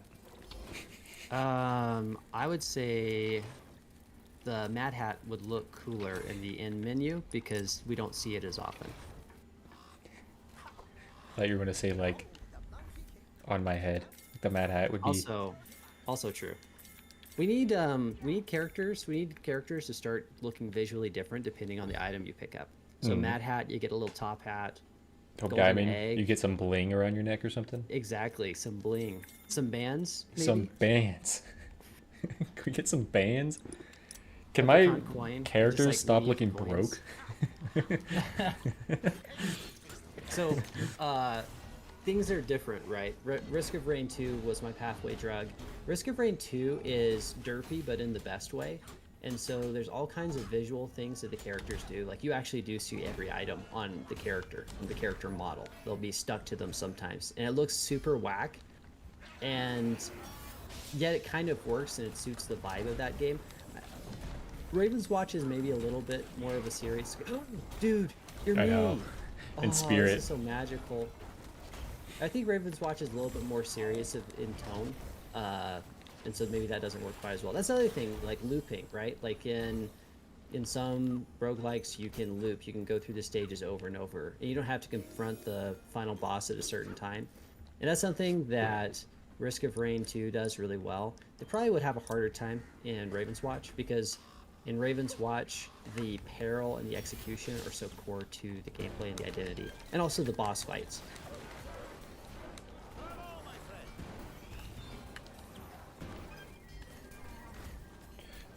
That's one of the sad reasons why I don't think I'll ever get to play as Humpty Dumpty. Is I think like they can add characters like that, but I think that's too much of a joke character. Yeah, how would they make him edgy and broody? How do you turn Humpty into Batman? I need my it's just a phase, Mom. Humpty Dumpty. Let's not kid ourselves. Humpty is hardcore. Humpty Dumpty is Batman. I just think the animations on a Humpty Dumpty would be some of the best animations the game would have to offer. That is kind of the problem too, though. You know how you have Smash Bros. And oftentimes the best characters are the ones with these like derpy, whack animations. And then you have the super cool, hyper-realistic character model with the deep and dark backstory, and they're just getting their butt handed to them by Mario. And it just doesn't... And I mean, no hate to Mario, but at the same time, like, what's a classic, Harrison Ford style character supposed to do when they're just getting pelted and destroyed by random Pokemon and weird little pixel art guys? Yeah, it's when you have like Ike from Fire Emblem getting killed by Minecraft Steve, Exactly. the minecart, Exactly. and you're like, Ike has never prepared for this in any of the battles he's ever fought. What is he supposed to do here? Like no one in Yeah. Fire Emblem has a minecart. Yeah, no, it's hard to keep the tone consistent, and the thing is, it's funny because they have brought in characters who definitely come from stories that aren't really that dark and scary or wild. Scarlet, right? Little Red. Well, I guess Little Red Riding Hood is dark, but it's it's also kind of a classic kid story at the same time. I don't want to think about that too hard, but there is they still have managed to match the tone and keep things pretty consistent, and I don't know how they would do that with some lore additions that I would enjoy. Greetings, traveler. Humpty Dumpty is a broken man. It would track in the lore. What if instead of it being like Humpty Dumpty and an egg, it's like a hatchling, and it's like I was born from Humpty Dumpty. They could do that. They could do that. Yeah. Yeah, but what would it be? Would it be like, I don't know. Would it be like a dragon hatchling? Would it be just like Big Bird from Sesame Street? No, just a smaller egg. It's got to be an egg. I want to play as an egg. I want to play as an egg. The thing is, how about super realistic? So he doesn't have arms or legs. He just like rolls from objective to objective. I would love that. I would love that. Honestly, get like straight arrow called the Hansel and Gretel if that's what we're actually getting. You know, come on, guys, Humpty Dumpty. Come on. He could have a mechanic that he moves faster if you kind of move in a diagonal line, so that you're rolling with the short diameter of the egg instead of the long diameter that isn't quite circular. Dude, that might be the most math thing you've ever said. I want my Humpty Dumpty to move quicker on diagonals. Well, I mean, we're all about like weird little movement mechanics, right? We got to embrace it. Like the optimal way to walk with Melusine is to spam your attack like every time you like you switch in and out of sync stance over and over to accelerate your speed. Humpty needs something like that. Like that's the only way that the player base will really connect with him and value him. The thing is, I'm sad that you've like said that prior to him being a character, because I would have loved for Humpty Dumpty to be a character and watch a video you put out where you're like rolling IRL eggs and you're like look, it will roll faster this way, and then break down the math on it. And then you're like they've coded that in the game. I would love that video. It could still happen. You know, we can hope for things. You know, hope is the cheapest median. You can hope anything you want. And I want to see you do a Humpty Dumpty video where you're actually just playing with eggs and calculating math on eggs, and you find this like crazy mathematical breakthrough that comes from Ravenswatch. You know, new discovery on eggs. Maybe we know how to... I don't know, man. I don't know. We figure out better farming and agricultural methods for chickens based off like the type of eggs that are made. You know, the trouble is that there's actually been a lot of research into eggs already. Like the egg lore isn't quite as unexplored anymore. It's dried up. Like there's nothing new to discover. Yeah. I mean, it's a pretty known space. Like the dude who like made St.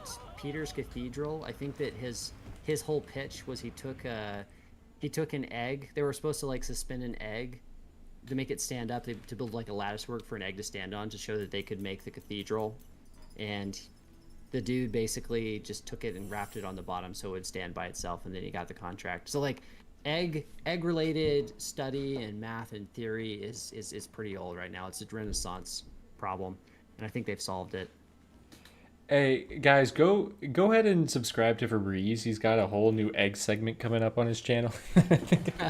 Golden eggs, Humpty Dumpty, all the works. How do you have all the egg lore? Dude, I dig up the egg lore. I am all about that. I was Humptying before you were Dumptying. Oh, Oh no, man. I'm probably the gym's closed, but I was thinking of dumping later today. Gonna have to dump you at home, bro. Got a GG's home gym. guys. What's up, Ghost? Ghost, this was just a regular nightmare run with viewers. This is probably the last run though. My girlfriend actually just got back home, but let's see what we had here. My build was just, you saw, I stood still most of that game and pressed parry over and over and over.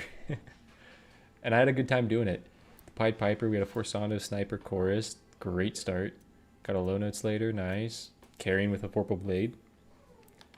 And then Melusine for Prees before abandoned yeah. to the Shadow Realm. Oh, you got waterlogging at the very end, so you were about to experience it. Yeah, you know, I was thinking about it. I got close to it, but you know what? We save it for another day. There'll be a video one of these days, people.